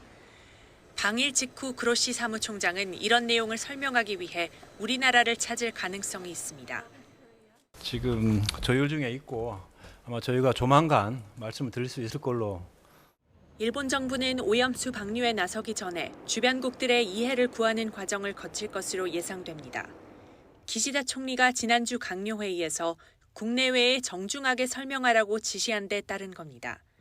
하야시 일본 외무상은 다음 주 인도네시아에서 열리는 아세안 지역 안보 포럼 ARF 외교장관 회의를 방류의 안전성을 알리는 기회로 삼을 전망입니다. 이를 계기로 박진 외교부 장관과의 양자 회담도 조율 중이어서 어떤 논의가 오갈지 관심입니다. 설명 노력이 좀 있을 것 같고요. 한국에서는 그럼에도 불구하고 국내에서의 우려나 불안이라는 건 있기 때문에 이 부분에 대해서도 상호 간에 논의가 이루어질 것 같습니다. 일본은 그동안 방류 시기를 올 봄부터 여름 무렵이라고 했는데 이번 회담에서 구체적인 시점을 언급할 가능성도 있습니다. 우리 정부는 IAEA 최종 보고서와 현장 시찰 결과 일본 정부의 상세한 설명을 토대로 입장을 정할 것으로 보입니다. YTN 조수연입니다. 후쿠시마 원전 오염수 방류 결정이 초읽기에 들어가면서 정치권의 막말 공방도 위험 수위로 치닫고 있습니다. 제1야당이 괴담 마약에 빠졌다는 여당 대표의 날선 비판을 민주당은 극우 망언으로 되받으며 국회 윤리에 제소하기로 했습니다. 박광열 기자가 보도합니다. 오염수 방류를 결정할 사실상 마지막 단계인 IAEA 최종 보고서 공개를 앞두고 국민의힘은 재차 괴담 마약 카드를 꺼냈습니다. 광우병과 천안함, 사드 등 과거 야권 주장을 하나하나 거론하며 민주당의 행보를 사이비 종교 신봉자에 비유했습니다. 15년 전 미국산 소고기를 먹느니 청산가리를 마시겠다고 헛소리로 떠들던 광우병 사이비 종교 신봉자들의 모습 그대로입니다. 특히 광우병 논란 당시 시위를 주도했던 인사를 초청해 공개 강연을 듣고 야권의 정략적 의도를 문제 삼았습니다. 오염수 방류 반대를 동력 삼아 추진되는 비판 공세가 정권 흔들기 차원일 수 있다는 겁니다. 07년 대선을 이명박이 됐든 박근혜가 됐든 민주 세력이 집권하지 않으면 우리는 인정할 수 없다. 그게 기저에 깔려 있는 거라고 생각합니다. 선거 불복 이게 광우병과 후쿠시마에 흐르는 가장 강력한 정치적 동기라고 생각합니다. 민주당도 가만히 있지는 않았습니다. 건강에 대한 국민적 우려에 귀 기울이지는 못할 망정 괴담치부하며 극우 망언을 쏟아내고 있다고 발끈했습니다. 민주당이 마약에 도취됐다고 비난한 국민의힘 김기현 대표는 당 차원에서 국회 윤리위에 제소하기로 했습니다. 마약에 도취됐다. 이런 식의 발언을 하는 여당 대표 망언 참으로 기가 막힙니다. 정치가 아무리 비정하다 해도 금도가 있는 것입니다. 공개가 임박한 IAEA 최종 보고서 또한 일본 정부 맞춤형일 우려가 크다고 목소리를 높였습니다. 방류가 현실화될 경우 대책은 있는지 정부와 여당을 향해 따져 물었습니다. 과학적 보고서이기보다는 정치적 보고서일 우려가 크다는 것이 모든 사람들의 생각입니다. 위기 대응 매뉴얼을 조속히 국회에 보고하고 국민과 언론에 투명하게 공개하기 바랍니다. 각 당 지도부가 원내에서 설전을 주고받는 동안 장외에선 여야 의원들의 처신을 둘러싼 감론을박이 계속됐습니다. 이거 뭐 먹어도 된다는 거 아니에요? 이게 2011년에 방류해갖고 우리 근해까지 온 거기 때문에 지금 방류하는 것보다 훨씬 진한 거예요, 이게. 저는 똥을 먹을지언정 후쿠시마 오염수 먹을 수 없습니다. 여야 모두 소속 의원들에게 비상대기 지침을 내릴 만큼 오염수 전국에서 밀리지 않겠다는 의지가 확고해 보입니다. 하지만 이럴 때일수록 정치 혐오를 불러오는 막말 경쟁보단 상대를 논리적으로 설득하는 성숙한 자세가 필요하다는 지적도 적지 않습니다. YTN 박광렬입니다. 네, 자, 더불어민주당 전당대회 돈봉투 사건 핵심 인물로 꼽히는 송영길 전 대표의 전직 보좌관 박모 씨가 구속됐다는 속보가 방금 전 들어왔습니다. 서울중앙지방법원은 정당법 위반 혐의 등을 받는 박 씨의 구속영장을 발부했습니다. 네, 서울중앙지법은 박 씨가 증거인멸 우려가 있다고 봤습니다. 박 씨가 재작년 4월 이른바 스폰서로 지목된 사업가 김모 씨로부터 받은 5천만 원을 비롯해서 모두 6천만 원을 윤관석 의원에게 2차례에 걸쳐 제공한 혐의를 받습니다. 윤 의원은 이 돈을 300만 원짜리 돈봉투 20개로 나눠 같은 달 28일과 29일 민주당 소속 의원 약 20명에게 살포한 것으로 조사됐습니다. 박 씨는 비슷한 시기에 캠프 상황실장 등에게 750만 원을 뿌리고 송 전 대표 후원 조직 먹고 사는 문제 연구소 후원금 9,200여만 원을 경성 캠프로 끌어오는 등 불법 자금을 총괄한 혐의도 있습니다. 네, 돈봉투 의혹으로 구속영장이 청구된 건 박 씨가 4번째였고 오늘 박 씨가 구속되면서 윗선인 송영길 전 대표 수사 속도도 달라질 것으로 전망이 됩니다. 속보 전해드렸습니다. 과거 광우병 사태 당시 미국산 쇠고기 수입 반대 운동을 주도했던 시민단체 활동가가 더불어민주당이 일본 후쿠시마 원전 오염수 방류 반대를 주장하는 배경은 선거 불복을 골자로 한 반정부 투쟁이라고 주장했습니다. 민경우 대한연대 공동대표는 오늘 국회에서 열린 국민의힘 의원총회에 참석해 야당의 후쿠시마 오염수 괴담 선동을 주제로 특강을 하면서 이같이 말했습니다. 이어서 선거 불복이 광우병과 후쿠시마에 흐르는 정서이고 1년 후가 되면 다 잊히고 윤석열 탄핵 퇴진만 남을 것이라고 내다보면서 이번 기회에 광우병에서 시작된 괴담 정치를 오염수 문제를 갖고 끝장내길 제안한다고 덧붙였습니다.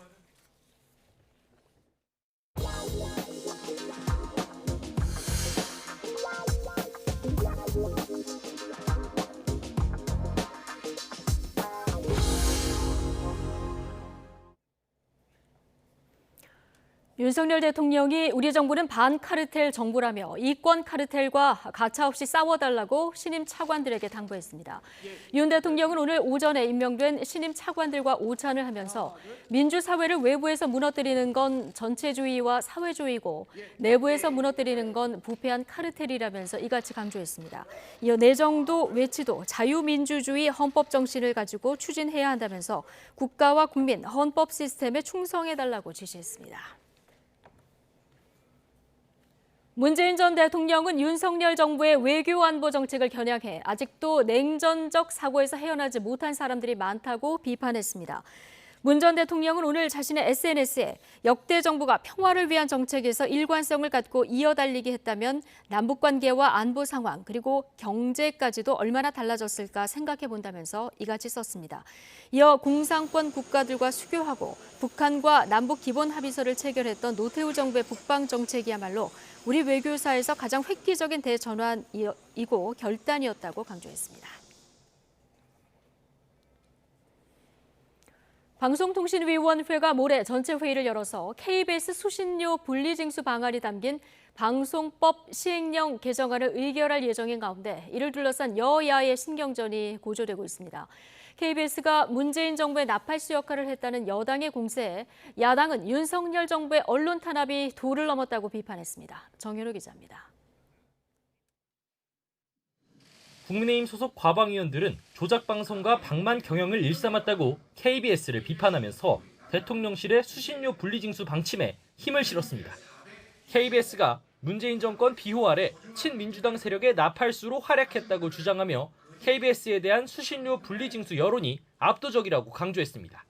특히 그동안 제어가 심사에서 2차례나 미달 평가를 받은 ETV는 폐지까지 고려해야 한다며 압박 수위를 높였습니다.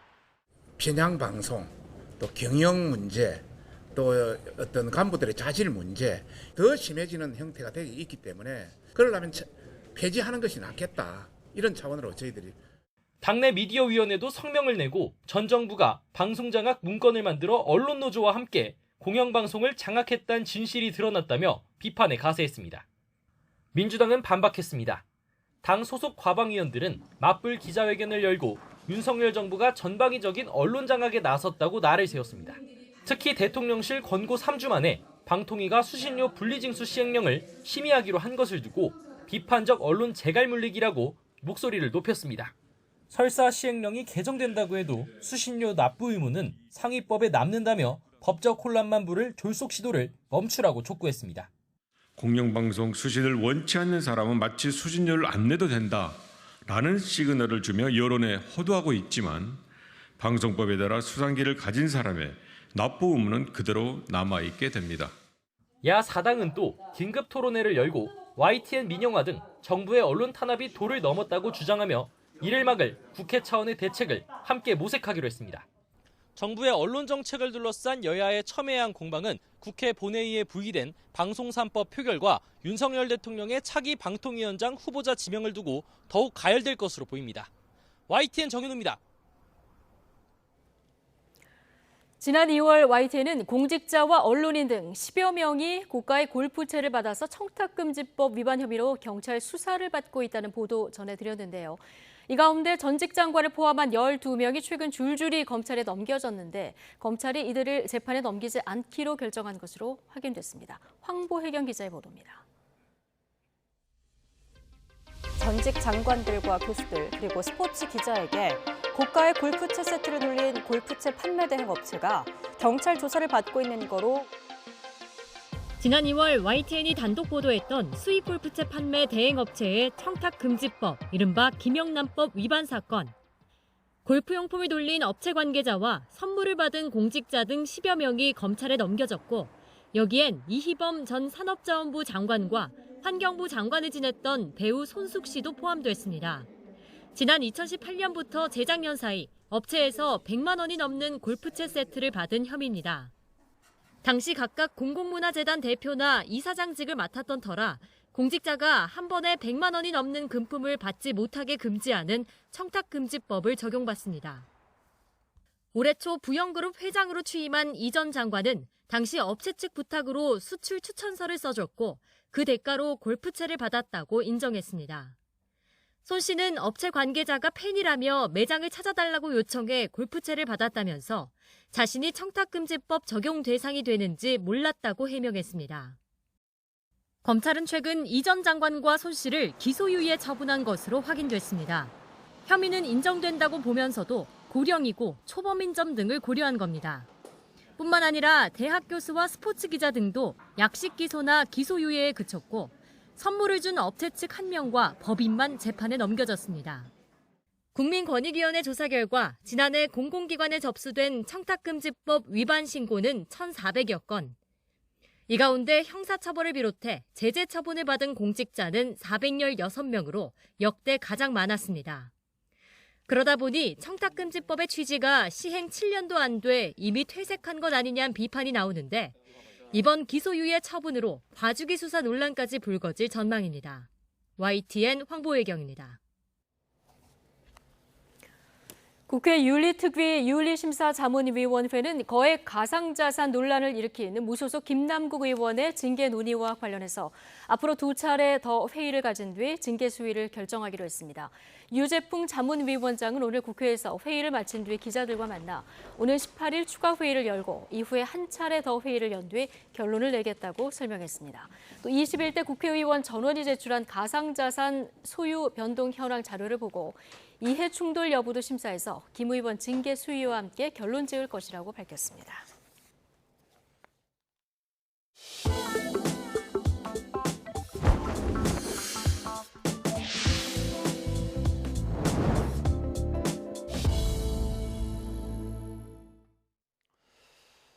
강세를 보였던 국내 증시는 최근에 숨고르기에 들어간 모양새입니다. 외국인 매도세 속에 2,600선 안팎을 오가고 있는데 예외적으로 사자 주문이 계속되는 종목도 있습니다. 이영원 기자입니다. 지난달 초 국내 증시는 1년 만에 2,600선을 웃돌았습니다. 미국 AI 반도체 기업인 엔비디아의 깜짝 실적 발표가 초반 강세를 이끌었습니다. 반도체 관련주에 2차 전지 소재주까지 불이 붙으면서 외국인 자금이 몰린 겁니다. 이후 21일을 기점으로 2,600선이 무너진 뒤 현재는 2,600 안팎을 오가고 있습니다. 미국 연방준비제도가 기준금리 2연속 추가 인상 가능성을 열어두면서 시장 변동성이 커진 겁니다. 이익을 실현하고 빠져나갈 가능성도 있고요. 금리가 인상을 하게 되면 한국 주식시장은 일종의 좀 위험 자산이기 때문에요. 안전 자산으로 옮기고자 하는 경향이 강해져가지고 그런 두 가지 이유로 빠져나가는 것 같습니다. 실제로 지난달 국내 주식시장에서 빠져나간 외국인 자금은 1조 원이 넘습니다. 이 같은 매도세를 비껴간 종목도 있는데 바로 반도체 관련주입니다. 지난 한 달 외국인이 삼성전자에 쏟아부은 자금만 1조 6천억 원에 달합니다. 마이크론 실적 보니까 예측보다 좋게 나왔거든요. 외국인들이 최근에 사실 랠리를 주도했는데 다른 부분은 다 빠지고 있지만 반도체 부분에서는 역시 매수세를 지속하고 있는. 반면 개인 투자자들은 1조 5천억 원 넘게 관련주를 팔아치웠습니다. 대신 집중한 종목은 네이버와 카카오로 순매수 1, 2위를 차지했습니다. 외국인 매도세가 거셌던 종목으로 수익률은 모두 마이너스를 기록했습니다. YTN 이영훈입니다. 한 달 이상 원리금 연체를 기준으로 하는 은행 연체율이 또 오르면서 32개월 만에 최고치를 기록했습니다. 금융감독원에 따르면 지난 4월 말 국내은행 원화대출 연체율은 0.37%로 직전 달보다 0.04%포인트 올라 지난 2020년 8월 0.38% 이후에 2년 8개월 만에 가장 높았습니다. 부분별로 보면 기업대출과 가계대출 연체율이 모두 직전 달보다 올랐습니다. 행정안전부가 최근 연체율이 급등해 부실 우려가 제기되는 새마을금고 100곳에 대해서 금융감독원, 예금보험공사 등과 함께 특별 점검 검사에 나서기로 했습니다. 더불어민주당 홍성국 의원실이 행안부로부터 받은 새마을금고 연체율 감축 특별대책을 보면 행안부는 오는 10일부터 5주 동안 전국 새마을금고 1,294곳 가운데 연체율이 가장 높은 30곳을 특별검사하고 70곳은 특별점검을 할 예정입니다. 새마을금고의 올해 1분기 전체 대출 연체율은 5.34%로 지난해 말 3.59%에서 1.75%포인트 올랐는데 이는 같은 기간 상호금융 전체 연체율 2.42%의 갑절을 웃도는 수치입니다. 다음 뉴스입니다. 현대기아차가 생산한 전기차에서 주행 중에 동력이 전달되지 않는다는 신고가 넉 달 만에 30여 건 접수된 사실이 YTN 취재 결과 확인됐습니다. 미국에서도 최근 운행 중에 동력이 끊어지거나 약해지는 현상이 발생해 결함 가능성이 제기됐고 당국이 조사하고 있습니다. 최기성 기자가 단독 보도합니다. 지난 2월부터 지금까지 교통당국에 공식 접수된 주행 중 동력 상실로 인한 현대차 기아 차종 결함 의심 신고는 모두 34건으로 파악됐습니다. 취재진이 확보한 당국 내부 자료를 보면 관련 현상으로 접수된 건 4개 차종입니다. 2022년과 2023년 사이 제작한 기아 EV6 26건, 제네시스 GV60 6건, 제네시스 GV70 1건, 현대 아이오닉5 1건입니다. 모두 전기차입니다. 당국 관계자는 미국에서 발생한 것과 같은 문제로 보인다면서 현재 상황을 살펴보고 있는 단계라고 밝혔습니다. 현대차 기아 관계자는 관련 사안을 파악해 적절한 조치를 준비 중이라면서 빠른 시일 안에 시행할 수 있도록 할 계획이라고 했습니다. 주행 중 동력 상실 현상은 전기차가 많이 팔린 미국에서 먼저 문제가 됐습니다. 지난달 아이오닉5 운전자 30여 명이 운행 중 갑자기 펑 하는 소음과 함께 경고 표시가 뜬 뒤 동력이 상실되거나 일부 감소하는 경험을 했다며 결함 가능성을 제기한 겁니다. 이에 대해 미국 도로교통안전국은 배터리 전원 공급 장치와 관계가 있을 가능성이 있다고 보고 조사에 나섰습니다. 미국에서 문제가 발생한 직후 국내에는 접수 건수가 없느냐는 취재진 공식 질의에 당시 현대차 기아 측은 접수된 게 없다고 해명했습니다. 하지만 취재진이 자료를 입수한 뒤에야 말을 바꿔 관련 내용을 인정했습니다. 다만 자체 집계 건수가 구체적으로 얼마인지 무엇이 문제 가능성이 큰 것인지는 아직 공개하지 않고 있습니다. YTN 최기성입니다. 조국 전 법무부 장관의 딸 조민 씨의 고려대 입학 취소 처분 무효 소송 첫 재판이 다음 달에 열립니다. 서울 북부지방법원은 다음 달 10일 조 씨가 입학 취소 처분을 취소해달라며 낸 소송의 첫 변론기를 진행합니다. 앞서 고려대는 지난해 2월 조 씨의 생명과학대학 환경생태공학부 입학 허가를 취소했습니다. 그러자 조 씨는 입시 당락에 미친 영향이 거의 없거나 인과관계가 판명되지 않은 생활기록부 내용을 근거로 입학을 취소하는 건 부당하다며 고려대를 상대로 무효 소송을 냈습니다. 오늘 오후 5시 50분쯤 인천공항고속도로 청라-IC 인근에서 40대 남성이 몰던 2.5톤 청소차가 승용차 2대를 잇따라 들이받고 옆으로 넘어졌습니다. 이 사고로 청소차 운전자와 승용차 운전자 2명이 다쳐 병원으로 옮겨졌습니다. 또한 청소차가 넘어지면서 도로에 폐기물이 쏟아져 인천공항 방면 차로 4개 가운데 3개가 한동안 통제됐습니다. 이 때문에 퇴근길 극심한 차량 정체가 빚어졌고 인천공항으로 가던 여행객과 시민이 도로에 갇혀 불편을 겪었습니다. 네, 오늘 아침 8시 20분쯤 서울 잠실동에 있는 석촌호수에서 20대 여성으로 추정되는 시신이 발견됐습니다. 소방은 구름다리 구조물 아래 시신이 떠 있다는 롯데월드 직원의 신고를 받고 출동해 20분쯤 뒤 시신을 인양한 뒤 경찰에 인계했습니다. 경찰은 타살 혐의점은 없는 것으로 보고 여성의 신원과 사망 원인을 조사하고 있습니다. 미국의 경제사령탑 제닛 옐런 재무장관이 오는 6일부터 중국을 방문합니다. 그동안 단절됐던 이 G2 간 경제대화 재개만으로도 세계 시장의 불안 심리가 잦아들 전망입니다. 베이징에서 강정규 특파원입니다. 지난해 11월 인도네시아 발리에서 성사된 현직 미중 정상의 첫 대면 회담.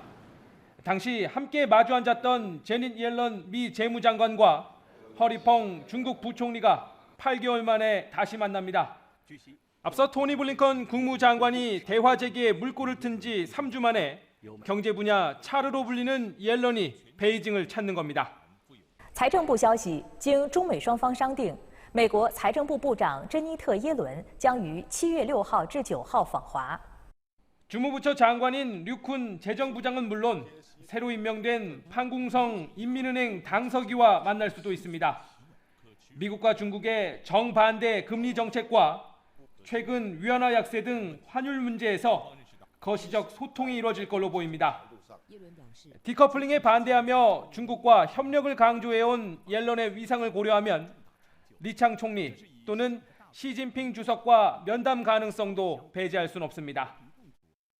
A full separation of our economies would be disastrous for both countries. It would be destabilizing for the rest of the world. 다만 미국 재무부 관리들은 옐런이 시 주석을 만날 걸로 예상되진 않는다며 선을 그었습니다. 바이든 행정부 출범 뒤 사실상 미중 간 첫 경제 대화인 만큼 실무에 집중하려는 뜻으로 풀이됩니다. 중국도 양국이 첨예하게 맞서는 외교 안보 논리와 경제 문제를 분리하기 위해 신경 쓰는 모습입니다. 中美就各层级对话与交往保持着沟通。关于你提到的具体访问，建议你向主管部门来询问。 세계 경제의 대모로 꼽히는 옐런의 방중 소식에 위안화 환율이 꿈틀거렸습니다. G2가 소통을 재개했다는 신호만으로도 시장의 불확실성이 줄어들 거란 기대감입니다. 베이징에서 YTN 강정규입니다. 블라디미르 푸틴 러시아 대통령이 용병 반란을 일으켰던 예부게니 프리고진의 사업체를 몰수하기 시작했다고 월스트리트 저널이 보도했습니다. 보도에 따르면 러 연방보안국 요원들은 최근 프리고진의 사업체 중 심장부로 꼽히는 상트페테르부르크의 패트리엇 미디어 그룹에 들이닥쳐 사무실 등을 압수수색했습니다. 연방보안국 요원들은 이번 압수수색에서 프리고진과 관련된 증거를 찾으려고 컴퓨터와 서버를 샅샅이 털어갔습니다. 월스트리트 저널은 프리고진의 패트리엇 미디어 그룹이 푸틴의 숨겨진 연인으로 알려진 알리나 카바에바의 내셔널 미디어 그룹에 넘겨질 가능성이 있다고 전했습니다. 무장 반란을 일으킨 러시아 용병 기업 바그너 그룹이 한 달간 용병 모집을 중단한다고 밝혔습니다. 미국 CNN 방송 등에 따르면 바그너 그룹은 텔레그램 채널을 통해 바그너 그룹 지역 모집센터의 업무를 한 달간 일시 중단한다고 전했습니다. 당분간 우크라이나 전쟁에 참여하지 않고 벨라루스로 거점을 옮기기로 했기 때문이라는 설명도 덧붙였습니다. 미국 코로나19 대응을 총괄하다 퇴임한 전 질병통제예방센터 수장이 과학의 정치화를 막아야 한다고 목소리를 높였습니다. 공중보건이 정치의 영향을 받아서는 안 된다며 정보 왜곡 위협성도 경고했습니다. 이종수 기자입니다. 미국에서 코로나19로 하루 사망자가 수천 명에 달하고 누적 사망자가 40만 명을 넘어설 때인 2021년 1월 전염병 대응 총괄 질병통제예방센터 수장이 된 로셸 월렌스키. 하버드 의대 매사추세츠 종합병원에서 감염병 전문가로 재직했던 월렌스키는 코로나19 쇠퇴로 국가 비상사태 종료가 선언되면서 지난달 말에 자진 사퇴했습니다. 코로나19 대응에 분명한 목소리를 내고 때로는 정부 대응 방식까지도 개선하려 했던 평가를 받는 월렌스키는 퇴임 직전 인터뷰에서 정보를 왜곡해 과학을 정치화하려는 세력을 맹렬히 비판했습니다. Importantly, as there have been nefarious actors who are actively working to undermine our communication efforts. 월렌스키 전 국장은 월스트리트 저널과 최근 인터뷰에서도 각종 공중보건 사태에 대해 위험성을 정치적 신념에 따르지 말고 스스로 판단해야 한다고 강조했습니다.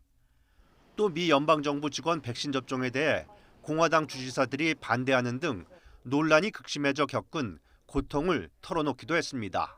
The threats in front of my house, the threats to my family or my personal life, that was, or me personally, that was not ever what I expected this job would be. 월렌스키 전 국장은 최근 보건과학 분야의 심각한 정치화와 왜곡을 감안해보면 국민 스스로 각종 정보에 대해 팩트체크에 나설 필요가 있다고 강조했습니다. 한편 월렌스키 전 국장은 코로나19 비상사태는 마무리됐지만 앞으로 또 다른 전염병이 발생할 가능성에 대해 미국이 제대로 준비된 상황은 아니라고 우려했습니다. YTN 이종수입니다. 네, 통일부는 다음 달 금강산에서 고 정몽원 회장 20주기 추모식을 진행하기 위해 대북 접촉 신고를 신청했던 현정은 현대그룹 회장 측의 요청에 따라 이를 처리했다고 밝혔습니다. 앞서 현대아산은 방북을 위해 대북 접촉 신고를 통일부에 제출했는데 정부가 수리 여부를 결정하기 전에 북한 외무성은 검토할 의향도 없다며 그 어떤 남측 인사의 입국도 허가할 수 없다고 강조했습니다. 그러자 현대아산 측은 통일부에 접촉 신고를 처리하겠다는 입장을 밝혀왔고 통일부가 이를 수용한 것입니다. 영화 바비 개봉을 앞두고 방한한 헐리우드 스타 마고 로비가 한국에 온 것은 최고의 결정이었다고 말했습니다. 완벽한 바비 인형의 모습으로 변신한 마고 로비는 고정관념을 깬 기발한 상상력에 영화 바비를 예고했습니다. 홍상희 기자가 현장을 다녀왔습니다.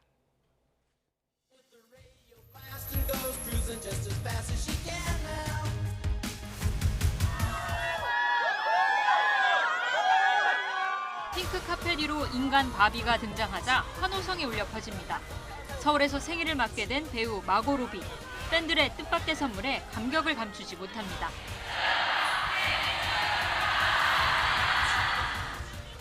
영화 바비 개봉을 앞두고 아시아에서 유일하게 한국 방문에 나선 데는 이유가 있었습니다.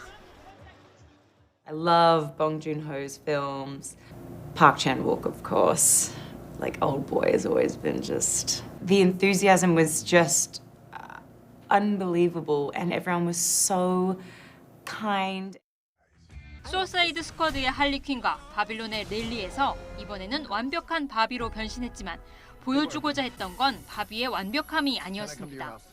인형이 사람이 될 수 없듯 우리도 완벽할 수 없음을 깨닫고 스스로의 정체성을 찾는 것이 영화의 메시지라고 말합니다. I think that is completely in the DNA of it, and I also think that it is just a fantastic movie. It's a humanist movie. It's 어글리 베티로 한국 팬들에게 친숙한 아메리카 페레라도 영화를 통해 우리 자신을 축복하고 받아들이기를 바란다고 강조했습니다. You can't make a movie about Barbie without talking about the definition of womanhood, right? And what it means to be a woman, both real and imagined. 작은 아씨들, 레이디 버드 등 여성 서사의 작품으로 주목을 받아온 그레타 거윅 감독이 연출을 맡아 더 관심이 커졌습니다. All of these women are Barbie, and Barbie is all of these women. I am just interested in women. I like them. I enjoy being around them. I want to know what they think and feel. 1950년대 바비 인형의 등장 이후 70여 년 동안 만들어진 고정관념을 깨고 기발한 상상력을 더한 영화 바비는 오는 19일 개봉합니다. YTN 홍상입니다. 취임 1주년을 맞은 오세훈 서울시장이 가장 큰 성과로 약자와의 동행 정책을 꼽았습니다. 하반기에 관심이 높은 지하철과 버스 요금 인상과 관련해서는 인상폭을 300원으로 하겠다는 입장에는 변함이 없다고 재차 밝혔습니다. 차유정 기자입니다. 오세훈 서울시장은 지난 1년 동안 핵심 철학인 약자와의 동행의 기틀을 다졌다고 자평했습니다. 가장 보람 있었던 정책으로는 저소득 학생들에게 온라인 교육을 제공하는 서울론을 꼽았습니다. 학업에 그렇게 열심히지 않았던 아들이 서울론을 통해서 학교 생활에 관심을 가지게 되고 서울론이라고 하는 것이 어떻게 한 인생을 바꿀 수 있는가에 대한 강한 어떤 보람을 느꼈습니다. 건축 규제를 풀어 녹지 공간을 마련하는 정원도시 서울 개발은 시내 곳곳으로 확대 추진합니다. 성수구역에 도로 상부를 덮어 한강변을 연결하는 덮개공원 계획을 사례로 들었습니다. 한강변의 워터프론트 공간을 수면과 맞닿은 공간을 최대한 녹지 공간을 만들어서 지금 아주 알차게 이용하고 계시는 그 공간이 늘어나게 되는 겁니다. 다만 최근 재건축 바람으로 강남 집값이 꿈틀거리는 가운데 강남 집값은 최대한 억제하겠다는 입장을 재차 강조하기도 했습니다. 이와 함께 오 시장은 꾸준한 인프라 투자가 없었던 전임시장 시기를 암흑의 10년이라고 꼬집기도 했습니다. 그러면서 대관람차와 제2세종문화회관 등을 언급하며 대규모 투자 사업을 차질 없이 추진하겠다고 강조했습니다. 하반기 관심이 커지는 대중교통 요금 인상과 관련해선 일단 최소 300원을 인상해야 한다는 서울시 방침은 그대로며 인상 시점만 정부와 조율하고 있다고 말했습니다. YTN 차유정입니다. 환경부가 모기향이나 살충제에 쓰이는 알레트린의 성분의 안전성을 재검증하기로 했습니다. 알레트린은 1949년 미국에서 개발된 살충제로 생활화학제품 및 살생물제 관리위원회는 지난해 12월 알레트린 사용을 승인했지만 유럽 화학물질청이 햇빛에 노출될 때 생성되는 분해산물의 위해성을 들어 알레트린 사용을 최종 불승인하면서 안전성을 재검증하기도 했습니다. 관리위원회는 유럽 화학물질청의 알레트린 광분해 산물 위해성 평가 방법에 한계가 있다고 보고 추가적인 안전성 검증을 실시할 예정입니다.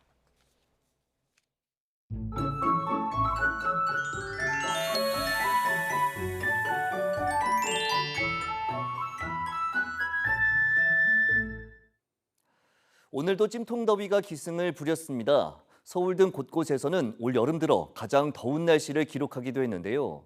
전남과 제주도에 오락가락 내리고 있는 장맛비가 내일은 전국으로 확대하면서 심한 더위가 조금 주춤하겠습니다.